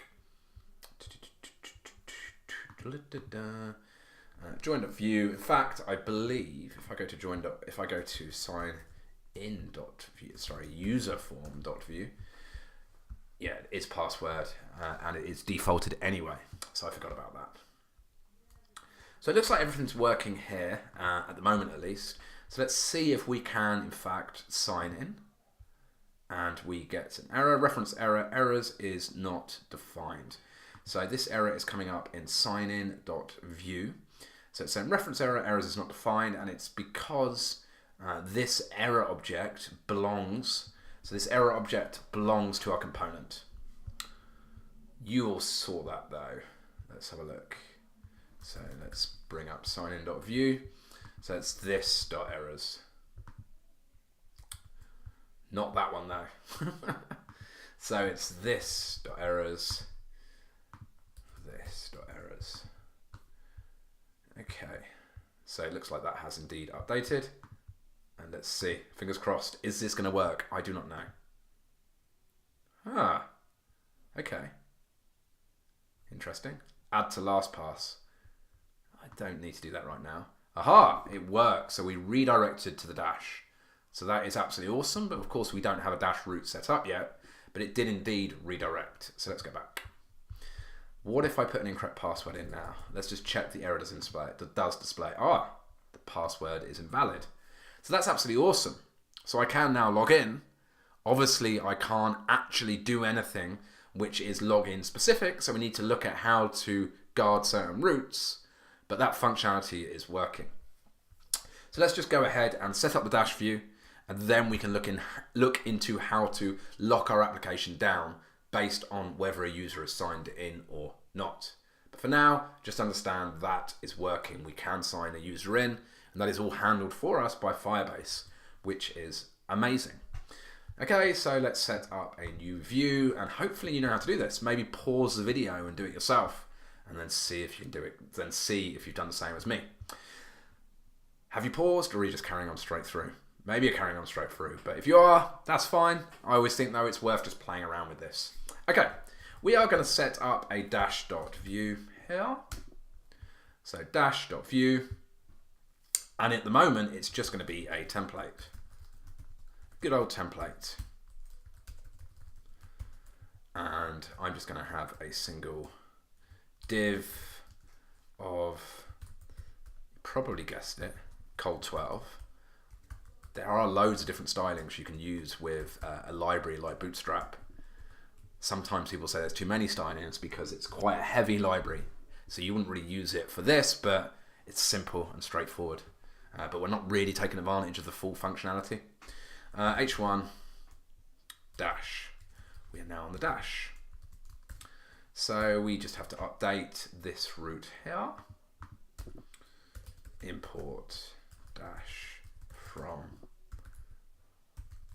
views dash. And we need to add it to our routes array here. And you kind of get into this pattern of kind of repeating the same thing. Every time you add a new view, you need to add it to routes here. And you just get into this way of doing things, so you immediately kind of think about that. Maybe not at first, but it does come. We said it should be dash. And we said this should be dash also. Excellent. That looks good.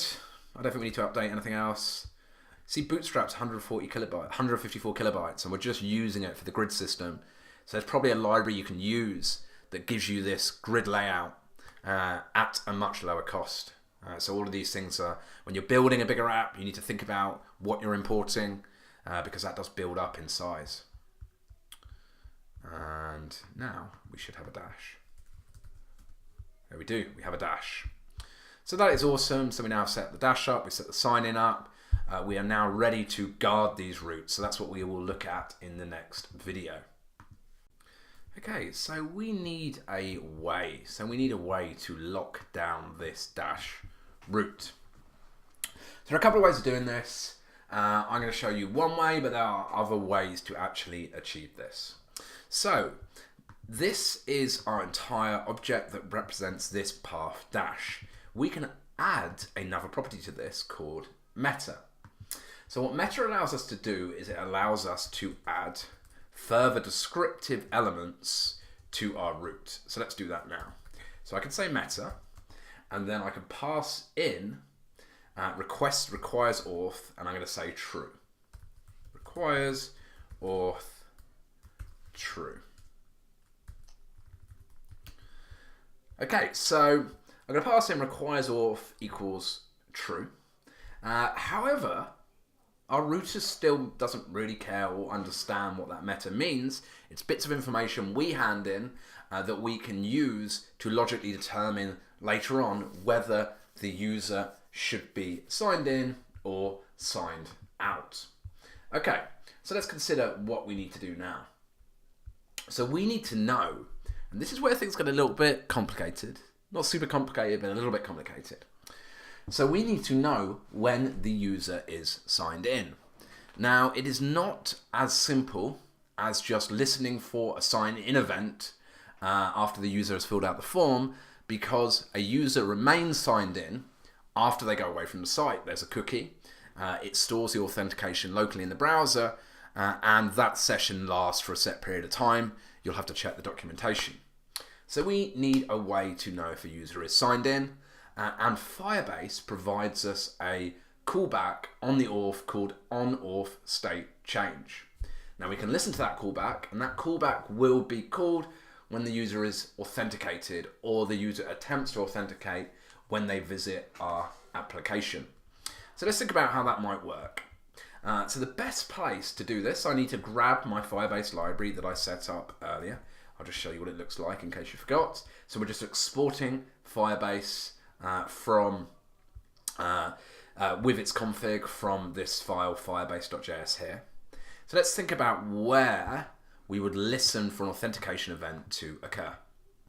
And it is going to be in app.vue because this is our root component. So we need to add a little bit of knowledge, add a little bit of functionality in here. And it's going to be logical functionality. So we're going to need to export our script tag.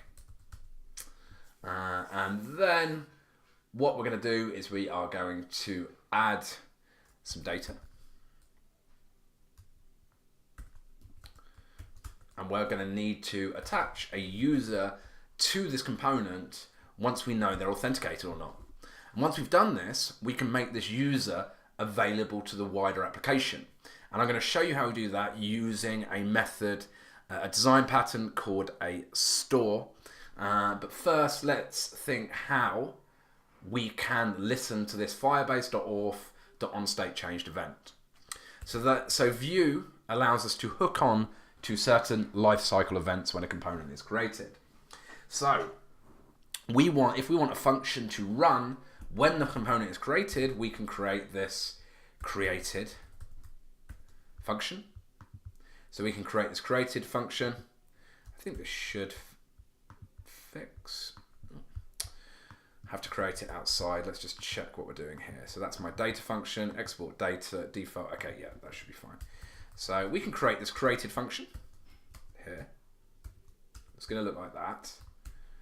What have I done wrong here? So I just removed the comma there. So I created this created function, and this will run when the application has mounted. Console.log application is running. And let's just refresh this now.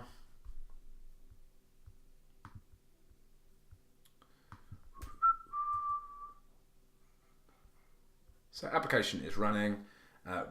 Warning, the data function should return an object. Okay, so you guys already knew this. I didn't return an object, so let's do that now. Okay, so let's just hook on now within this created function, which is indeed running, to this Firebase event. So the first thing I need to do is I need to import my Firebase library. Now I'm in a slightly different location from my views. So I'm above, so I'm here, I'm in app, and my Firebase library is in, where is my Firebase library? It is in config, there we go. So let's just import that. So import, and remember it's a specific variable that we're importing. So we have to use the curly brackets and then name the variable from current directory config Firebase. Okay, so let's look at the function that we need to call to set up this event listener. So it's going to look a little bit like this. So we could say Firebase, so we could say fb.auth, and it is an on-state changed event. So this gets called whenever, on auth state change. So this gets called whenever the application authentication state changes. So when the user logs in or the user logs out, this function will get called, and we're setting up an event that will fire a function that's going to pass in a user. So a user will get passed into this function. And we can do something like this. If user, so if user console.log user, else if we don't get a user, so if we get a user back, the user is logged in. If the user is not logged in, we won't get anything. So what we want to do is we want to say else console.log user is not logged in. Okay, so you kind of see what we're doing here. So we are listening for an event. This will be set up and this will run for the whole life cycle of our application. So this will be set up when our app component is rendered, which in turn has pulled in all of our other components. And we will see if the user is indeed logged in because they will validate as a user.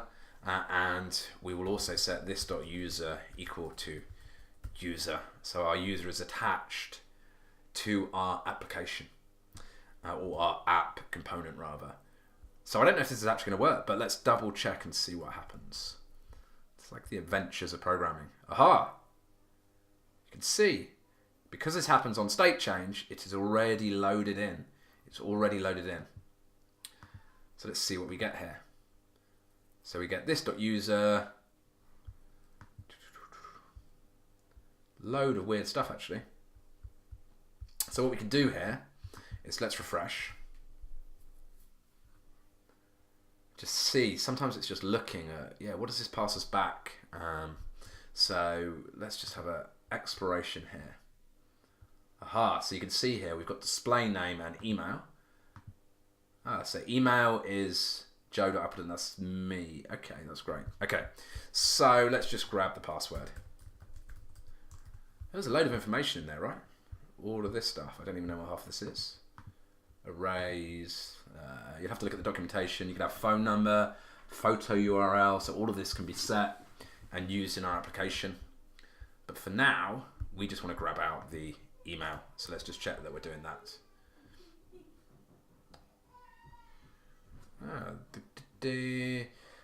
Not user.password, user.email. That would be a very bad application if we could just log the password to the screen. So let's just check that's working.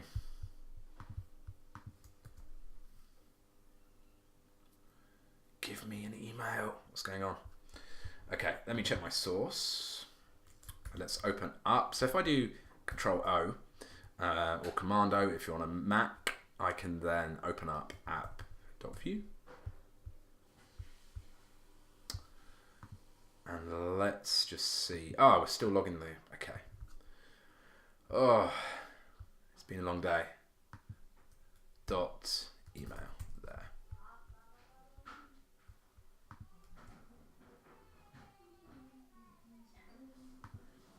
There we go. So we're logging the email to the screen. And this here is just going to be equal to user. So that's fantastic.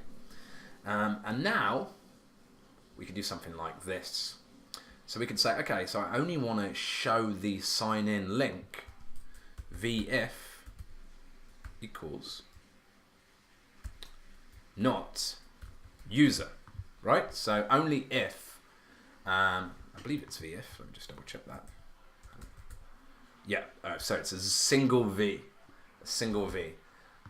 So only if there is not, only if the user is not signed in, am I going to show this? And let's do something else up here. So the same here.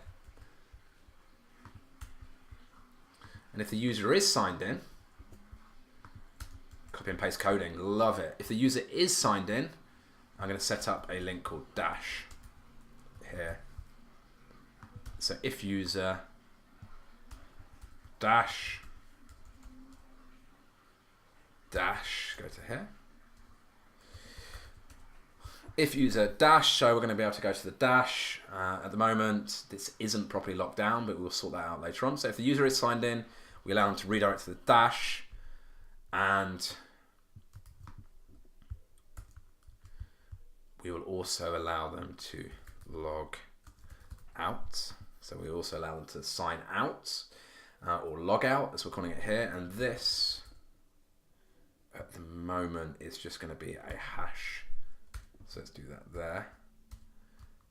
There's a hash, Alt3 on a Mac. Okay, so log out, vif user. So all of this should display. I think it might also be nice to we have access to this user object. I think it might be nice to display user.email so we just know who is logged in. So let's check. Oh, there we go, already working. So I have access to the dash, about, dash. All of these are all over the place, but this is okay. So log out at the moment doesn't do anything, so let's sort that out. So I think I'm just going to add a click event and a method here. So I'm going to set up a method, and let's set up a method called log out. It's just a function here. This is methods. It's methods. So I'm going to set up a method called log out, and I don't even know what the, let's see if we can find this. So it's definitely going to be on the auth. I don't know what the function name is going to be right now. So sign out. Oh, has to be that. Surely it has to be that. Sign out. And if we successfully signed out, then I'm assuming this returns a promise, then I'm going to simply set the user this.user equal to empty user. So that devalidates our user, and then our login link should appear again. Also, our sign up and join link should also appear. Okay, so we need to set up a event. I think we can do this at click. Okay, at click, and then we're going to run this method logout. Great. Okay. So I just like to drop this down like this so I can actually see what's going on. So that looks okay. So when we click this, we are going to log the user out. So hopefully this is going to work. Oh, log out. Cannot read property name of undefined. That might be a historic error, but let's just double check what we've got and see if we still get that error. Cannot read property name of undefined. Where are we getting this? View-router. I don't know what that is right now. Yeah, I don't have anything there called name. That is interesting, right?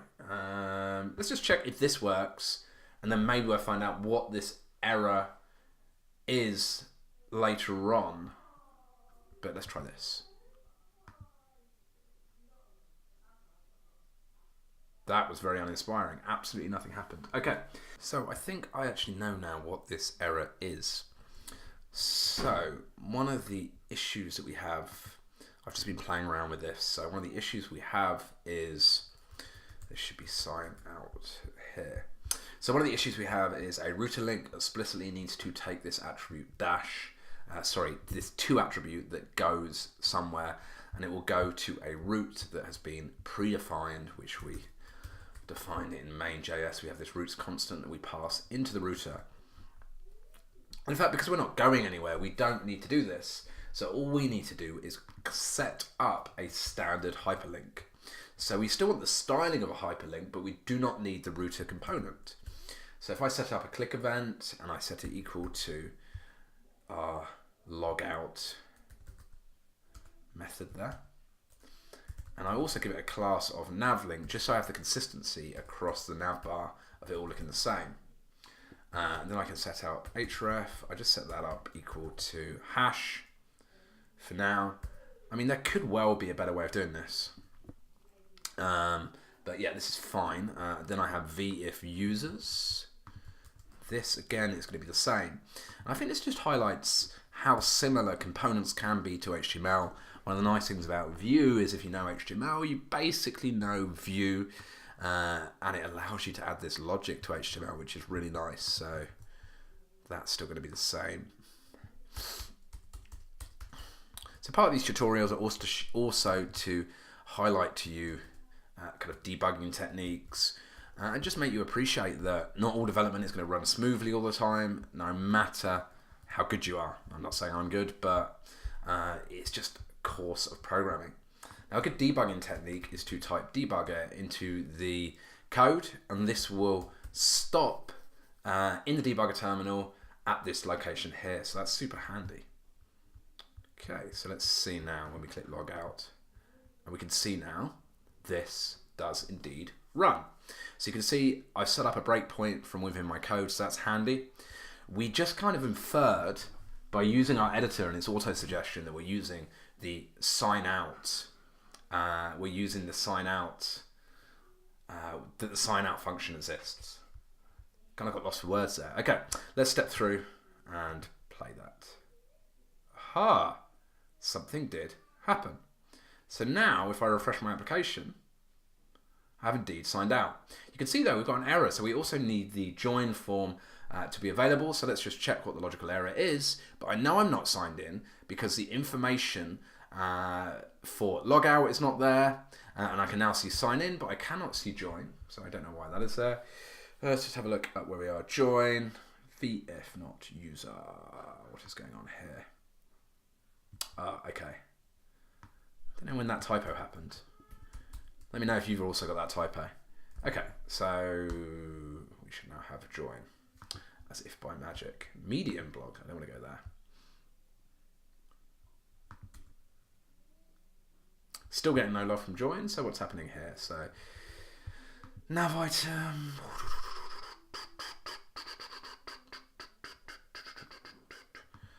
Seem to have some typos in here, so 2. Set that equal to join, and v-if, I'm just going to be consistent with everything below, and have v-if as the last argument within here, and that looks okay. Now we have join back, so that is excellent. And now we can also go to our dash, and let's just check we can sign in. Awesome. So we sign in, we redirect to our dash, which is now available. We have this logout link. We now have to share this user state with the rest of our application. And what we're going to use for that is something called a store design pattern. So this is super interesting. At the moment, you've seen me share information from parent to child components through props, and from child components up to parent components via the use of events. However, what happens when we have multiple components that want to access a same piece of information? We need some way to share that state. So what we're going to look at next is an interesting design pattern called the store method. Right, so I've made the architectural decision now to set up a store that is going to allow us to share the state of the user. So I'm just going to come to app.view. So when we have things like an on-auth state event, we can share this user with our store, and then other parts of our application can access that. So in a slightly larger application, maybe you have several of these stores. We're just going to set up one, and I'm going to call it auth store. I think that makes sense. And I'm going to store this in a stores folder. So stores, and then a new file called auth store, and it is just a standard JavaScript object. Sorry, a standard JavaScript file. So auth store.js. When you start working with MVC frameworks or JavaScript frameworks such as Vue, quite often people think they have to do absolutely everything in Vue. But this isn't necessarily the case. We can also just make standard JavaScript and just use a Vue to enhance it. So you still have access to this native JavaScript. I remember back in the day when jQuery was very popular, people used to say they program in jQuery. jQuery is just a library on top of JavaScript. So quite often these libraries just enhance the capabilities of JavaScript, and that's exactly what Vue does. So we're just going to export a standard object. And this is going to be the default export. So export default, and we're going to export an object. And then let's create our store. So we're going to use this declarative approach. A declarative approach is where you explain what something is rather than really adding functionality. So we can have a property called state, and we can add to that an object, and this is just going to contain a user, and this will be the authenticated user. So when the user is authenticated, a user will be attached here. But when the user isn't authenticated, this is just going to be an empty string. It could be an empty object. However, this is going to resolve to false, so we can use the value in here to run operations such as if and else. Okay, so we can't just change this directly. That would be bad programming practice. So we have to set up some methods, very simple methods that are going to update this. So set auth, and we're going to call it an action. I don't want to explain necessarily why I'm calling it an action, but it does align with some other programming patterns or programming libraries such as Vuex and Redux. So set auth action is going to be called when the user is authorized. So it's going to take in a user, and this quite simply is going to firstly run a check on the user. So if the user is not defined, we are going to return false. Otherwise, we're going to do something down here. So we're going to say this.state.user equal to user. Okay, so I've got a set auth action, and I also want a clear auth action. So I have this idea that actions modify state. We don't modify state directly. As such, we know we have a clear kind of guarding against our state being directly changed. And that's good practice because our state won't change in an unexpected way. So clear auth action, we don't actually need a user in at all. And we just set this.state.user equal to empty. And that is it. We've created our auth store. So I'm going to show you how we might use this. So first and foremost, we're going to use this to check on our routes whether a user is authenticated or not, and we're going to redirect the user based on that authentication. So before I do that though, I'm just going to come to app.view, and let's just use this auth store. So I'm going to use this auth store here. So import auth store from. So I'm going to use this, and when the user logs in, or if the user is logged in, I am going to update it. Store. Okay, so from stores, let me just double check this is correct. From stores, we're importing auth store, and let's just go down and look at the logic here. So if user console.log user.email, and this dot, not this, so auth store.user, auth store. Remember, we're not accessing the state directly, certainly not to modify it. So set auth action. Just going to pass in the user there. I've just thought, I remembered the user object is fairly large. No, it's fine. I was just thinking I could just abstract the email from there, but you can do that if you want, but that's fine. Okay, so otherwise, if the user is not authorized, we want to destroy that auth state. So we want to clear auth action there. And I just want to double check that this does get called when a user signs out. Otherwise, we have to clear the auth action down there as well. So let's just set up a debugger there. I like programming because a lot of it is kind of experimenting with things. So let's just check that the auth action gets called here. No, it doesn't. Let's just check. Ah, it does. It does get called. Okay, brilliant. So let's just sign back in. Sign in. Okay, so we sign back in. Okay,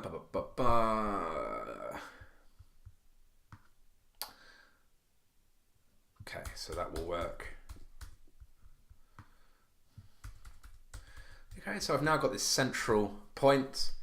I could also set this .user equal to authstore.state.user if I wanted to here. However, I'm not going to do that right now, but that could be done. Okay, so let's think about now how we might set up root-based authentication based on our authorized user. Okay, so open up.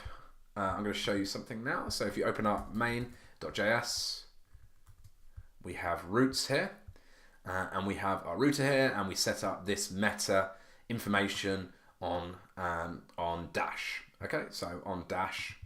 And what we can do is we can hook onto the router like this. We can hook onto whenever the router changes state. So we can say this before each. And we can pass into this a function. You'll get used to passing functions into functions. It's a little bit strange, I guess. These are known as higher order functions, which is why I can do this. So this function is going to take a to parameter, a from parameter, and a next parameter. And this allows me to hook onto the router every time it changes state. So let's just run debugger there and check that it does. In fact, I don't need that to put a blocking action in there. Let's just say console.log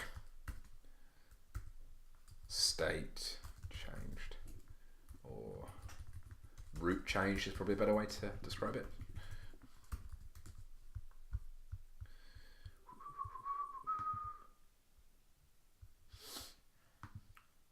Okay, so about, ooh, debugger's still there.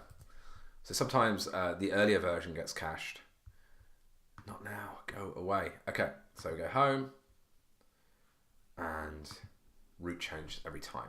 So we can log on to this, and what we can do is we can expect the contents of the root that we're trying to go to, and we can make an inference based off that. So I can do something like this. If to.match.sum, I can then pass in this single line function record dot, and this is the root we are trying to go to, record.meta dot requires auth, which is this here. So if that is true, this is going to resolve to true. Because this function is on a single line, this automatically gets returned. So this is quite nice. So if this is the case, we need to pull in the auth store and check if our user is authorized. So import the auth store first. So auth store, auth store from stores, auth store.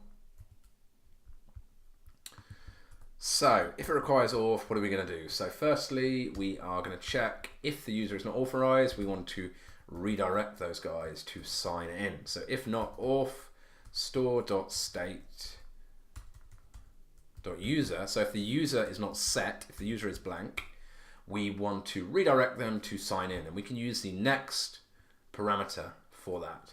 So next sign in. Go and sign in. You're not registered. You're not welcome here. Otherwise, we could say else. So the user is registered. We could just say take the default action. Go ahead. You're more than welcome to come in. Okay. Don't know what that's doing there. Okay, right. Okay, that's great. Okay, so there's a final condition. So another condition is a user is trying to get to a route that does not require auth, in which case we need to do something, because otherwise next won't get called. This bit of logic will never happen. So else, we just say next. You can go into that area, it's free. You don't have to pay to get in there. You don't need to enter a secure area. Cool, that is it. We should now have some authentication. So let's see if this does indeed work.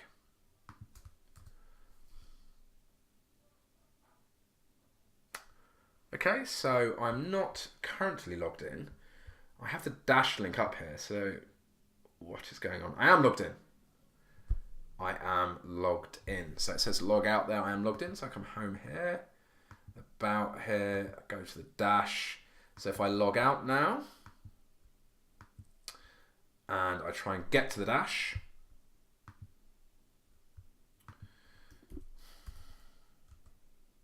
I go to the sign in form. So this is kind of working. There are a few little weird things going on. So if I sign in here, okay, so I'll sign in, I get redirected to the dash, that's fine. Home, about, dash, log in. If I log out here, okay, so when I log out, I don't get redirected back to the sign in, so let's do that now. So where do I log out? In app.view, that's where this logic is handled. So when I log out, I reset the auth user there. And then I can say this dot router, right? Dot push. And I'm going to push you to sign in. Push you to sign in. There we go. Sign. Oh, Jesus. Sign in. I finally got there. Okay. So that's fine. So we've done that there. I just want to check join as well. So join.view. When someone joins, after they've joined, we want to push them to the dash. I reckon when they join, they automatically get signed in. So let's just do this. This dot router dot push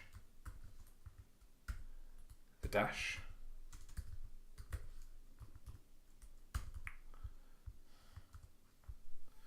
So that goes to sign in. That should be fine. I did notice an issue that we're having up here. Let's just check all this is okay.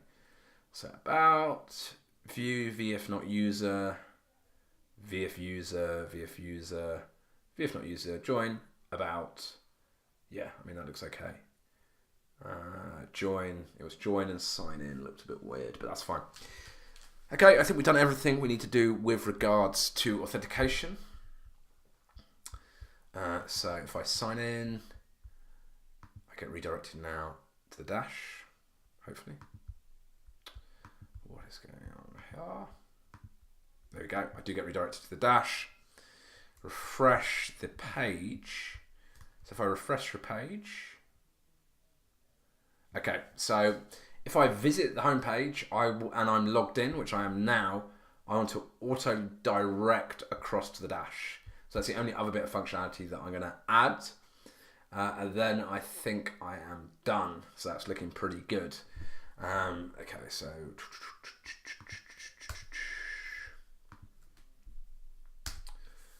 okay, so this dot router dot push, and that's going to go to the dash. So if the user is signed in, when this fires, and that should just fire once, and it's only going to fire on auth change. So hopefully this should go to the dash now.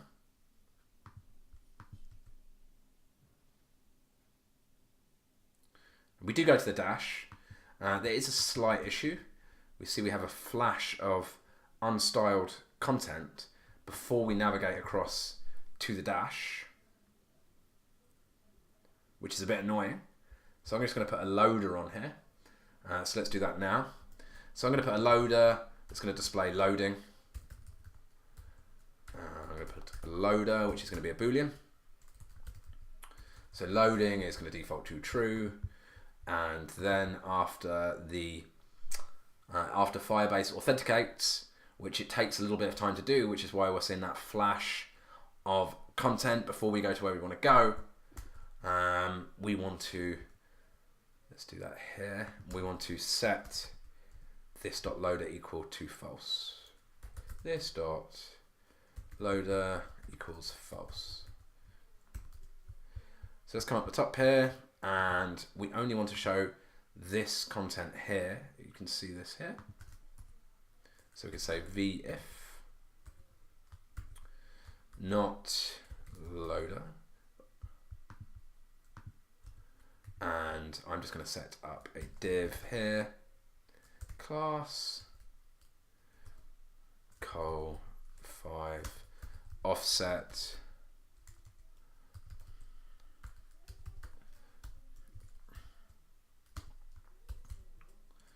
close a div, and within this we're just going to have a paragraph. We could put a proper loader in here, like an SVG, something like that, but for now, very sophisticated loading. There we go. And of course this is only going to show if the loader is true. Loader, and let's just check this does indeed work. Get rid of this. Need to get rid of that debugger as well down there. I'm just kind of tidying up my code here. So this is something you guys can kind of do in your own time as well, away from this video. So let's just flash this and check that we get loading. Loading up there. So the loader is showing some weirdness going on here. Let's just come back and check out what we've done wrong. Vif loader. Okay. Okay, so we've got our nav links here, and I want my loader. I've got this in kind of the wrong place.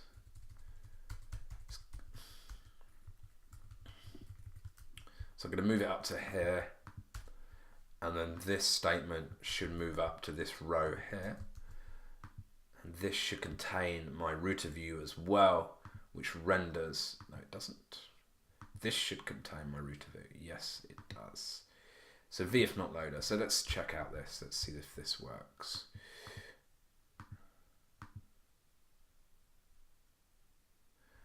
This dot loader equals flat. I think we all know what that error is there. You already saw that though, right? So let's make that false. There we go, and let's get rid of the debugger we already have. So coming back to here, let's see what we get now. So let's have a quick look. Bang, that is now working. So we finally got there.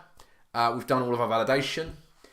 Now we are ready to interact with the Firebase database. So this is very exciting. The Firebase database is very simple to use. So this is actually going to be the quickest part of the tutorial. So let's dive straight into that next. Okay, so I'm going to make this the final part of this tutorial very quick. So at the moment we have, I'm back over on my Firebase console, and we've been working exclusively with authentication. However, we now want to add a database to our application, and that database is called Firestore. So let's click on databases, boom, boom, boom, boom, boom, and I'm going to click create database. So let's have a look. We are going to start in locked mode. So this makes our database private. So this tutorial isn't really a Firestore tutorial. I'll make one of those later on. However, I think without showing how data can be locked down, it makes this tutorial a little bit vacuous. So if I was just looking at entirely authentication, what are we authenticating? So we have to authenticate something. So this is what our database looks like. It's a NoSQL database, so it's going to look very different if you're coming from a MySQL background, but we can have this idea of collections, and we can have in here, for example, chats, and within collections we can have a string or whatever field value we like, but it's name value pairs. So this, let's have a look, value test.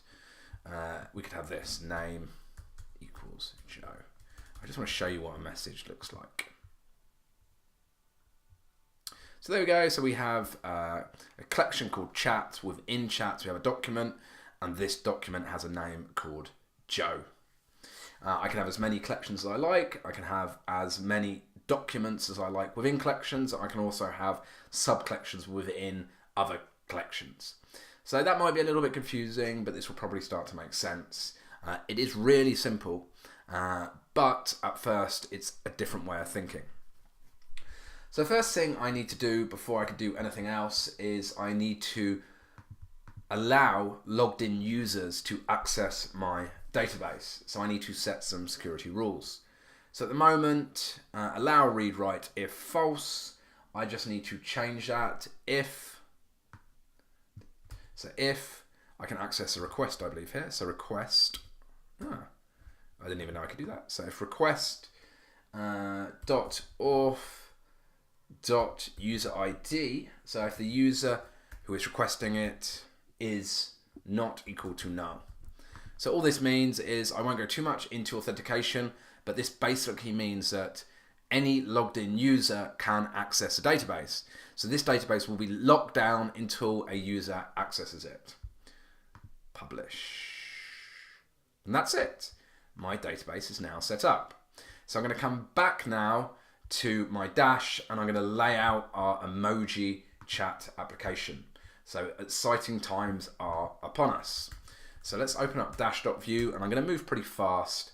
So obviously pause the video if I'm going a little bit too quick. So the first thing I want to do is I want to align dash to the center, and I'm going to use text center. So text center. Beneath this, I am going to set up a div with a class equals col12, and this is going to make up my chat application. So this is going to be the chat window, and below this I will have another div with col equals 12, and this is going to be my emoji selection.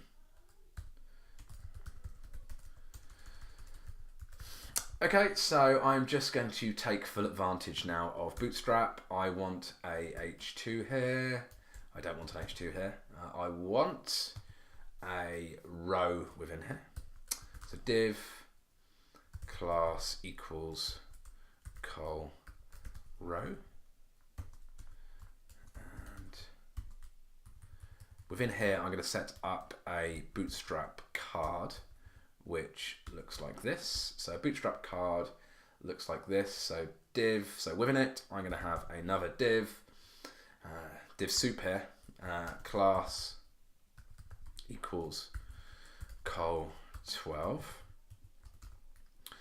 And within this, I am going to set up a card. Shall I see if it works? Shall I risk it? Yes, it worked. So I'm going to set up a card. And this card, so this is a Bootstrap class. You can look it up obviously on the Bootstrap documentation. It's going to have a card header. And the card header is going to be called chat. And in there, we're going to have a .card body. I know what this is tedious. So we're going to have a card body. And this is where our chats are going to be listed. So P, I am a chat bro. Okay, so we need to grab in some emojis. I am going to use something called Emoji Mart. This is a Vue plugin, so this is the only other dependency apart from Firebase that we're going to need for this project. So Emoji Mart is a Vue plugin that I'm going to grow out and grab now. So let's pull up a new window here.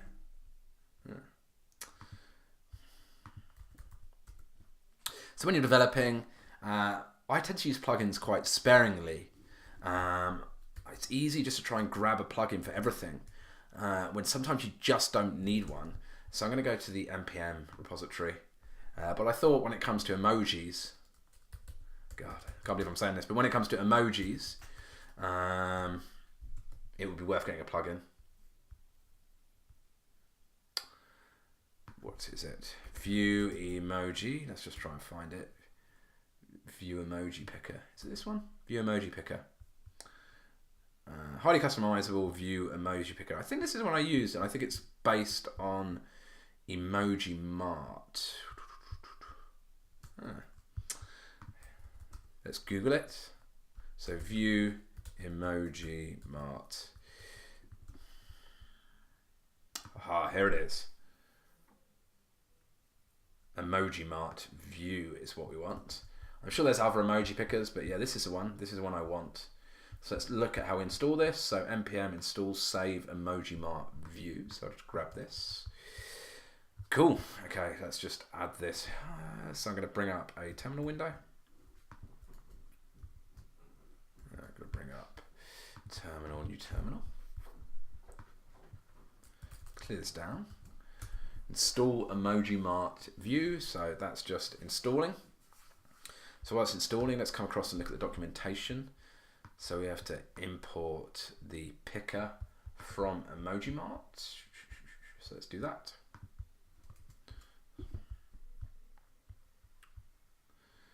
So at the moment, we have a template here. So we need to also set up our script here, and we will have some styling for this as well. So I'm going to have a style, and I want that style scoped here. Sign times, guys. Looks like our emoji mart thingy has installed. So let's import it in the top of our script tag here. So import picker from emoji mart, and then I can use it. So let's just consider how I might use this. So this is how we would use it. Firstly, though, I just remembered we need to tell our component that it is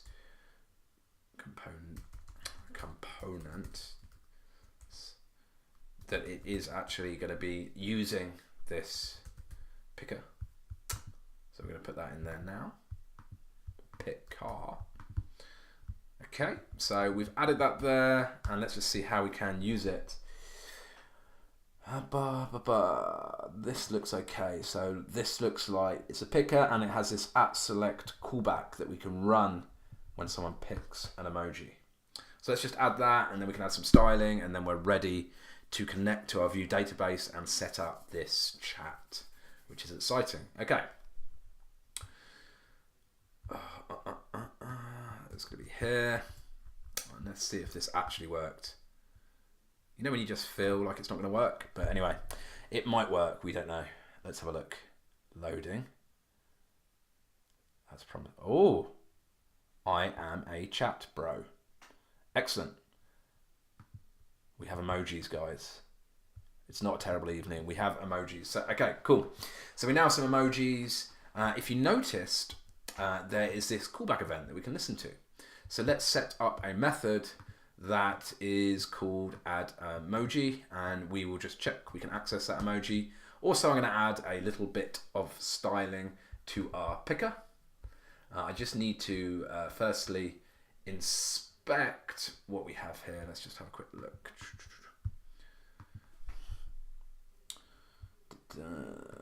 Okay, emoji mart. Okay, so it looks like there's some styling there that maybe could be passed in. So here we go. So we can pass in some styling as well. Okay, great. Okay, so I'm just going to add this to here, pass in some styling, pass in our picker component. What else do we need to do? So we need to listen to this event here, which is going to fire every time an emoji gets selected, I think. So methods, and I'm going to have one called add emoji. And that's just in line with this here. And that is going to take in an emoji. Oh my lord, it must take in an emoji. I'm just guessing this. I just want to put debugger here so I can have a look at what's going on, and I can just check that this method is indeed firing. If I see, so let's just refresh this page. Go full screen this as well. The full emoji glory. What? Okay. Anyway, we can sort out the styling in a second. Our emoji should not be up there, but it runs. Okay, so let's see what we have access to. So emoji.native is what we want. You can see there is our little smiley face emoji. Cool. So let's sort out this styling here, and then we can connect everything up so we can display our emoji up here. But we can access our emoji in the callback by saying emoji.native. So I can just try this now in here. Native, there we go. There's my emoji, so that is awesome. Okay, so let's come back here, and I need to think about some styling. It is very strange. Okay, so we've got this here, which we don't need. So let's refresh this and just see what that does. So it's up to you really just to play around with the styling. So I'm going to do that now. So what I'm going to do is I'm going to add in, okay, I'm going to change the styling. I roughly know kind of what I want on this, but it's up to you really to play around. Sometimes it's just trial and error. So I want margin 0 auto, so it displays to the center. And then I want margin top. And notice how margin top, so margin 0 auto. So notice how margin top has to be within quotations here. The reason being because we have this minus symbol, and if that wasn't in quotations, we'd get a JavaScript error. And I'm going to give it 2% at the top there. Boom. Okay. So let's just see. That looks a bit better. It's still not laying out to the center. So what's going on here?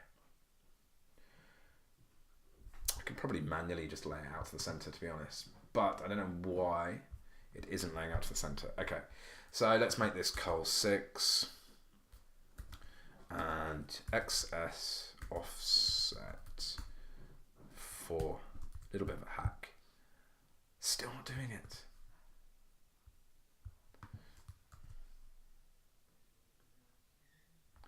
Okay, so I don't know why our emojis aren't laying out to the center. It doesn't really matter.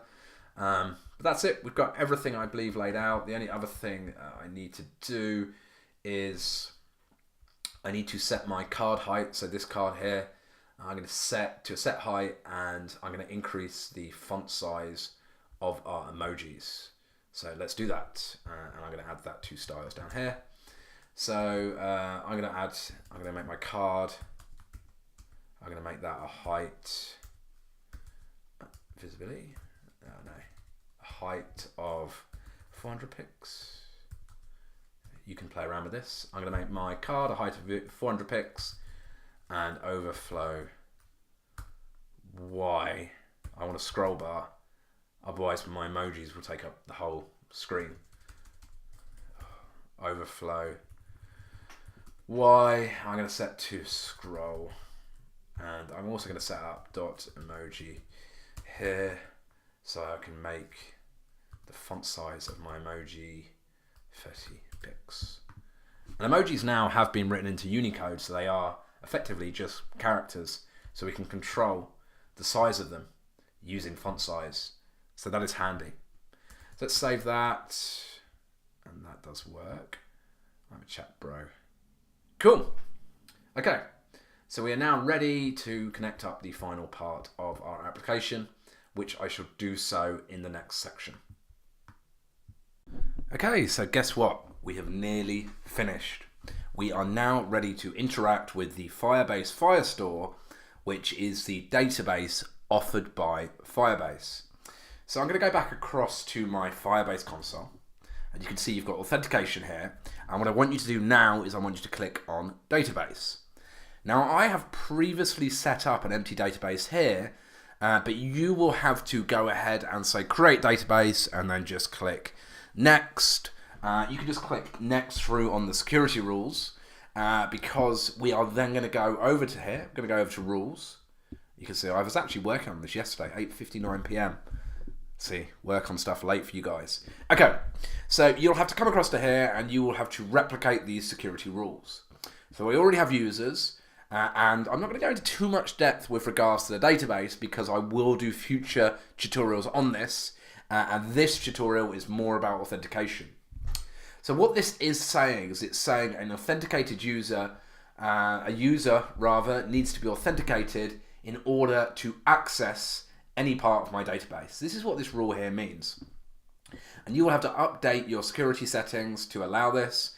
So it's basically saying I will allow read and write for any document, this is a wildcard, any document in the database, if the request.auth.uid is not equal to none.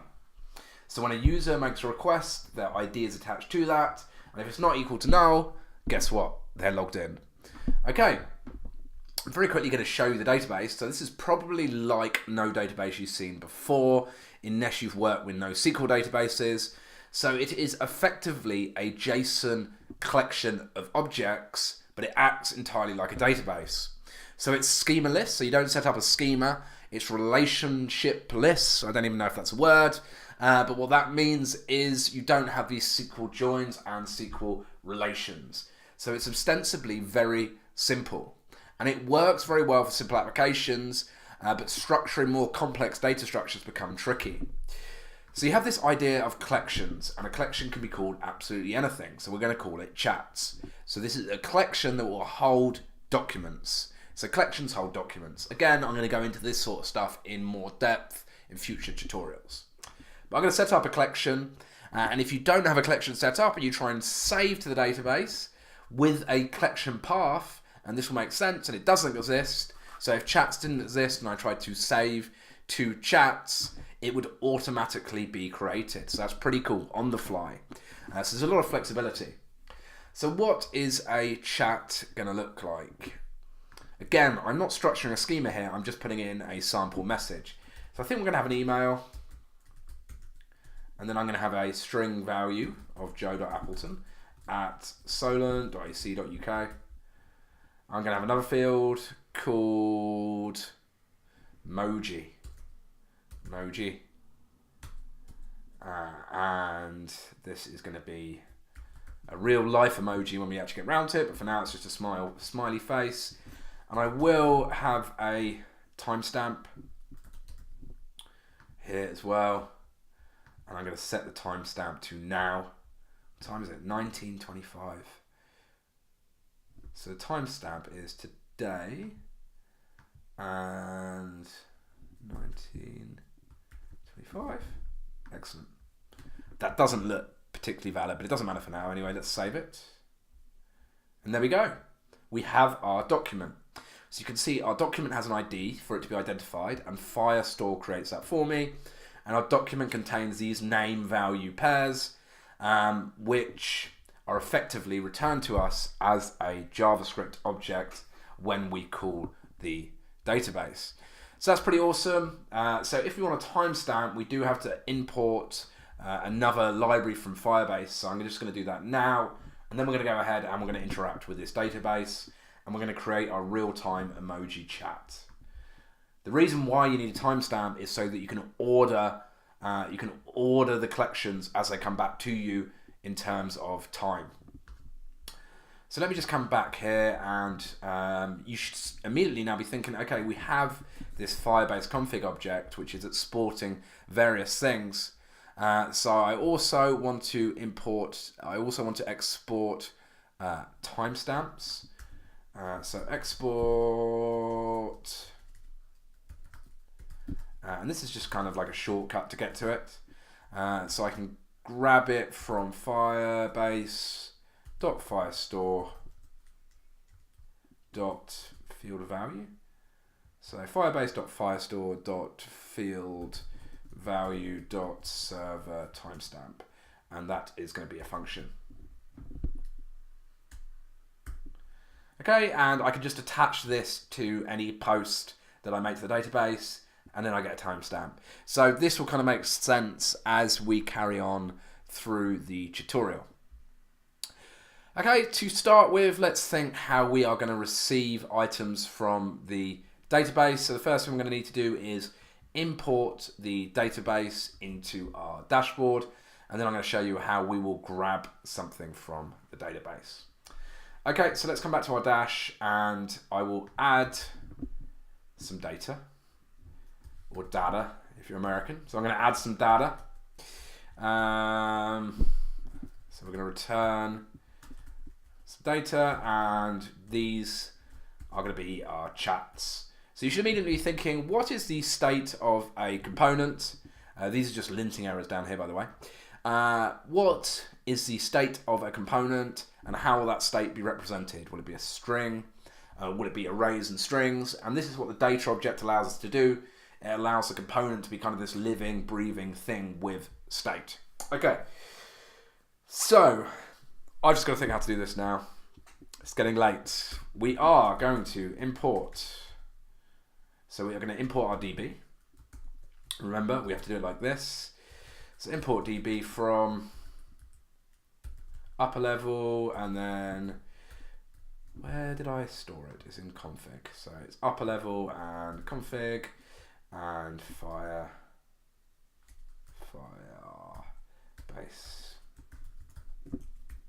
Okay, so now I've got access to the database. I'm going to show you how we query our Firestore.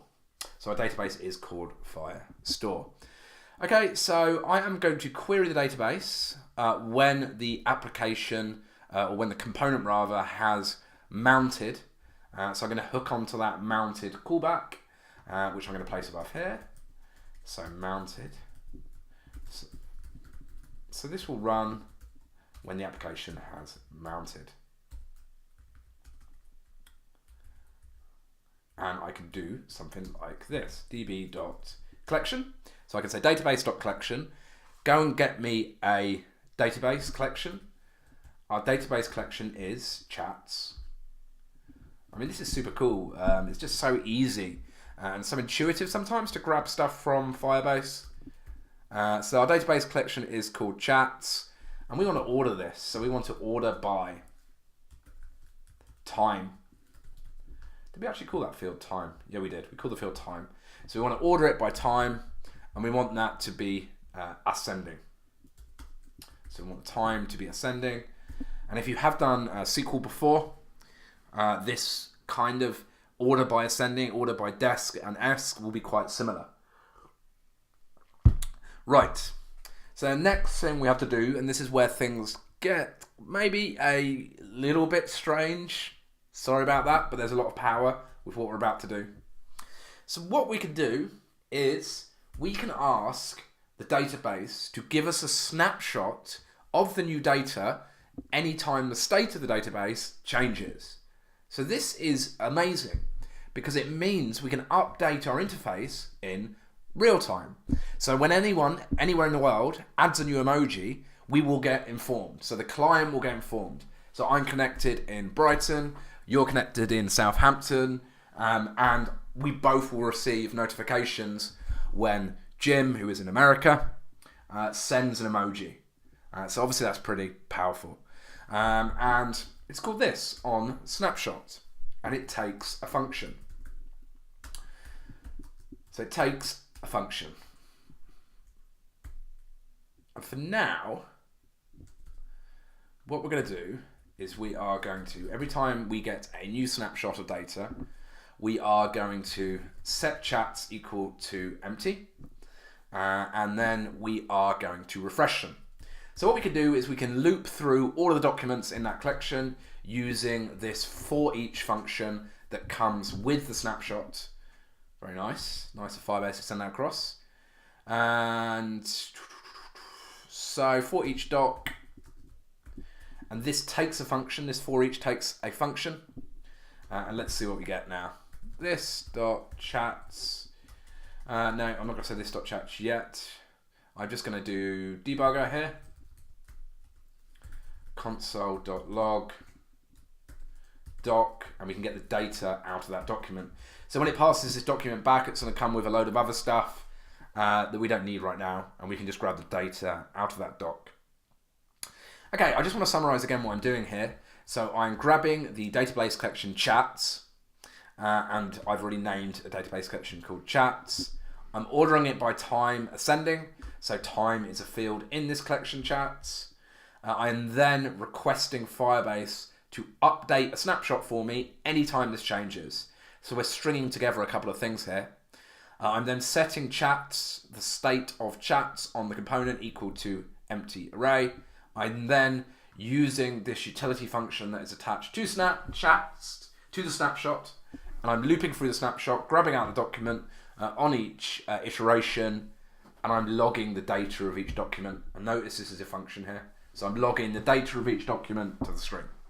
So quite a lot going on there, but let's just check this actually works. I'm holding my breath. I think it will work. My timetable just popped up then. Okay, let's have a look.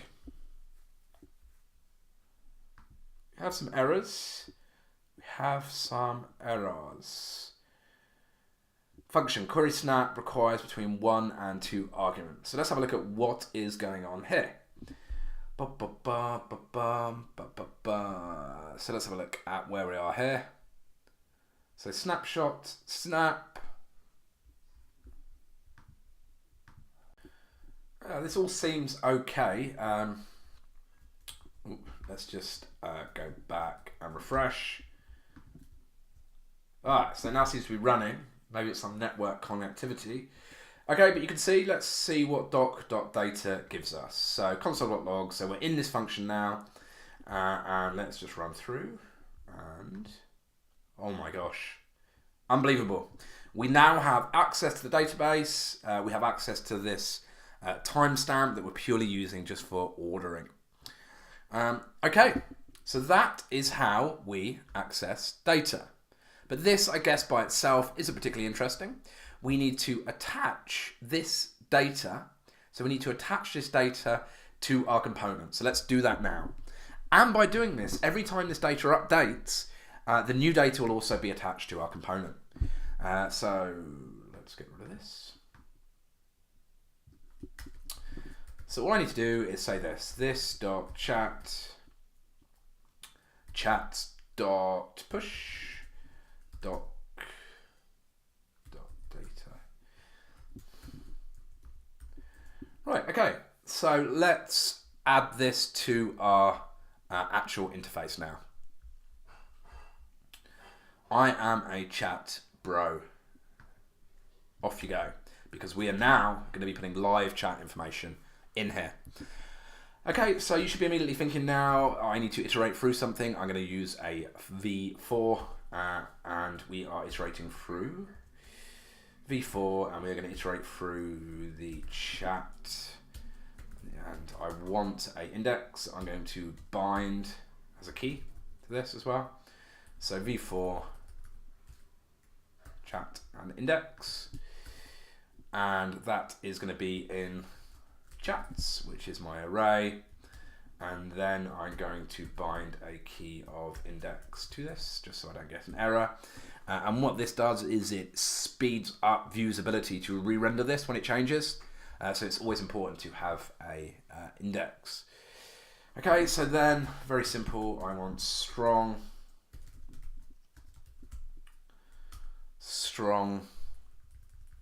I'm going to do this. I want a colon here. And I'm going to say chat.email, and I'm going to update the database because I don't want it called message. So what did I call it? I want it called, which is already called Moji. I thought it was called message. Anyway, it's already called Moji, so that's in line with my notes. Chat.moji. And that should be it. So let's check what's going on here. Fingers crossed again, making a leap of faith. Oh my. That is amazing. Look, you can see my name, smiley face. But what's even cooler is this. I'll get rid of my timetable as well. That's not what I wanted to show you. Okay, so let's add a document. In fact, can I duplicate this? Let's see if I can duplicate this. No. Oh, no, I don't want to delete all documents. Okay, let's add a document with email and emoji. I'm not going to add a timestamp. I can't be bothered. Okay, so email, value foo@hotmail.com, and add emoji, sad face.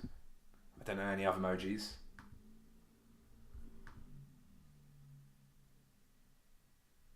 Let's check that that is never too late to remember. What is going on here?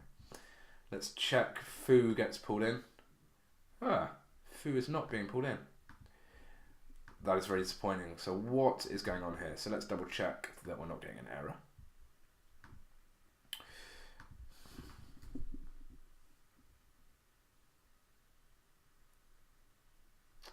Something to do with timestamp, maybe? Interesting. So I don't know why foo is not getting pulled in right now. But let's see if we can fix that by actually updating our app. So I don't know why foo's not getting pulled in, but let's delete all these documents. Start delete. And chats has disappeared. Our database is empty. I think we need to start from fresh and just do this properly. So what I'm going to do is I am now going to finish this off with an add emoji function. I literally have no time. I have no time at the moment to actually debug. So remember, when our emoji gets added, we can actually grab that emoji by doing this. Emoji.native, I think it's emoji.native. Yes, it is. Okay, so it's emoji.native. And this is how we add to our database collection. So we just need to push our emoji to our database collection. I think we are pretty much done. So we've already retrieved data, and watch this now. So db.collection, chats.add,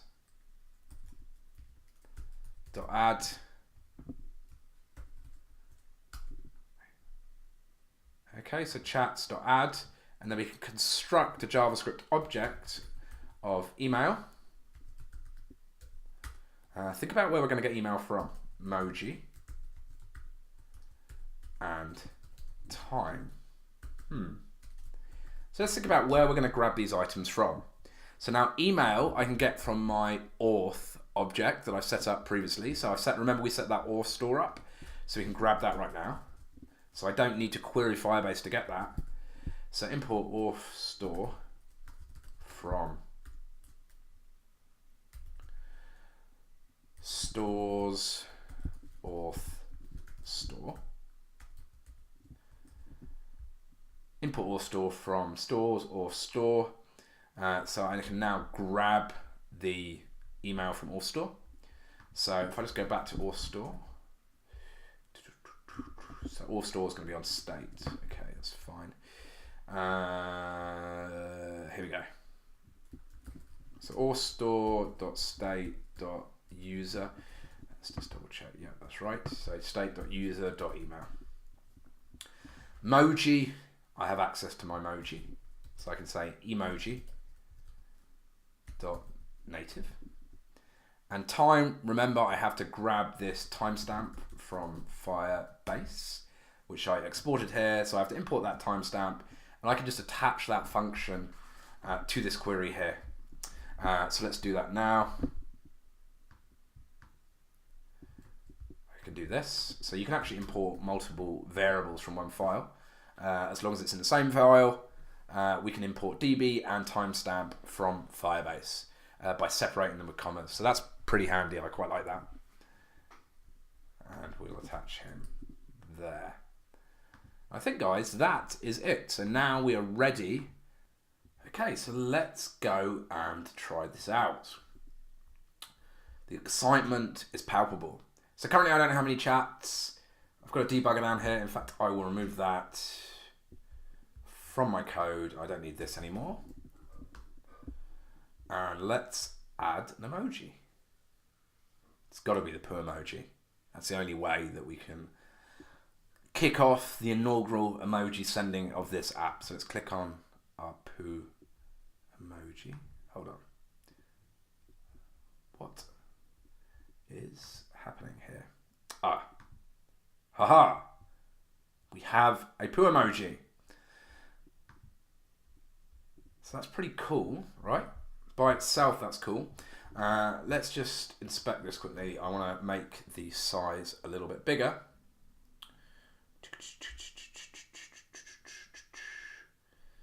What I'm going to do is check this out here. Where's my poo emoji here? Right, I'm going to put him in a span, I think, and give him a class of emoji, which I've already set up down here, and a font size of 30 pixels. Oh, okay. Span there, and class equals emoji. Okay, so that should look a bit better. We now have a larger poo emoji. Okay, so cool. This is excellent. So this is working. As you can see, there's a lot of complexity here, which is handled for us by Firebase. The most interesting of which for me is if I open up another window, so another client attaches, it's loading, and it heads across the dash, bang. Check this out. I'm going to add another emoji. Smiling face with sunglass emoji. And notice how it immediately updates across all client connections to my application. So that is amazing. It uses something called browser sockets to maintain a persistent connection, something that historically wasn't possible with client-side web development. And this is all being handled for us by this Firebase library and by this snapshot that's getting taken. So with that, we have finished the tutorial. So if you got this far, well done. I just want to very quickly recap. So the key concepts really of this were this idea of auth and being able to lock down root using this meta tag and then looping through and checking whether the state of the user was set using this auth store method. Cool. Sorry, I keep getting messages through from Slack. I need to turn Slack off on my next screen tutorial. It's not the best thing to have on. But that is it, guys. So we have finished the tutorial. My future tutorial will be more focused on Firestore, the database. But for now, we're just going to do very simple things with regards to Firestore. So that's it. I'm going to wrap things up there. So well done if you got this far.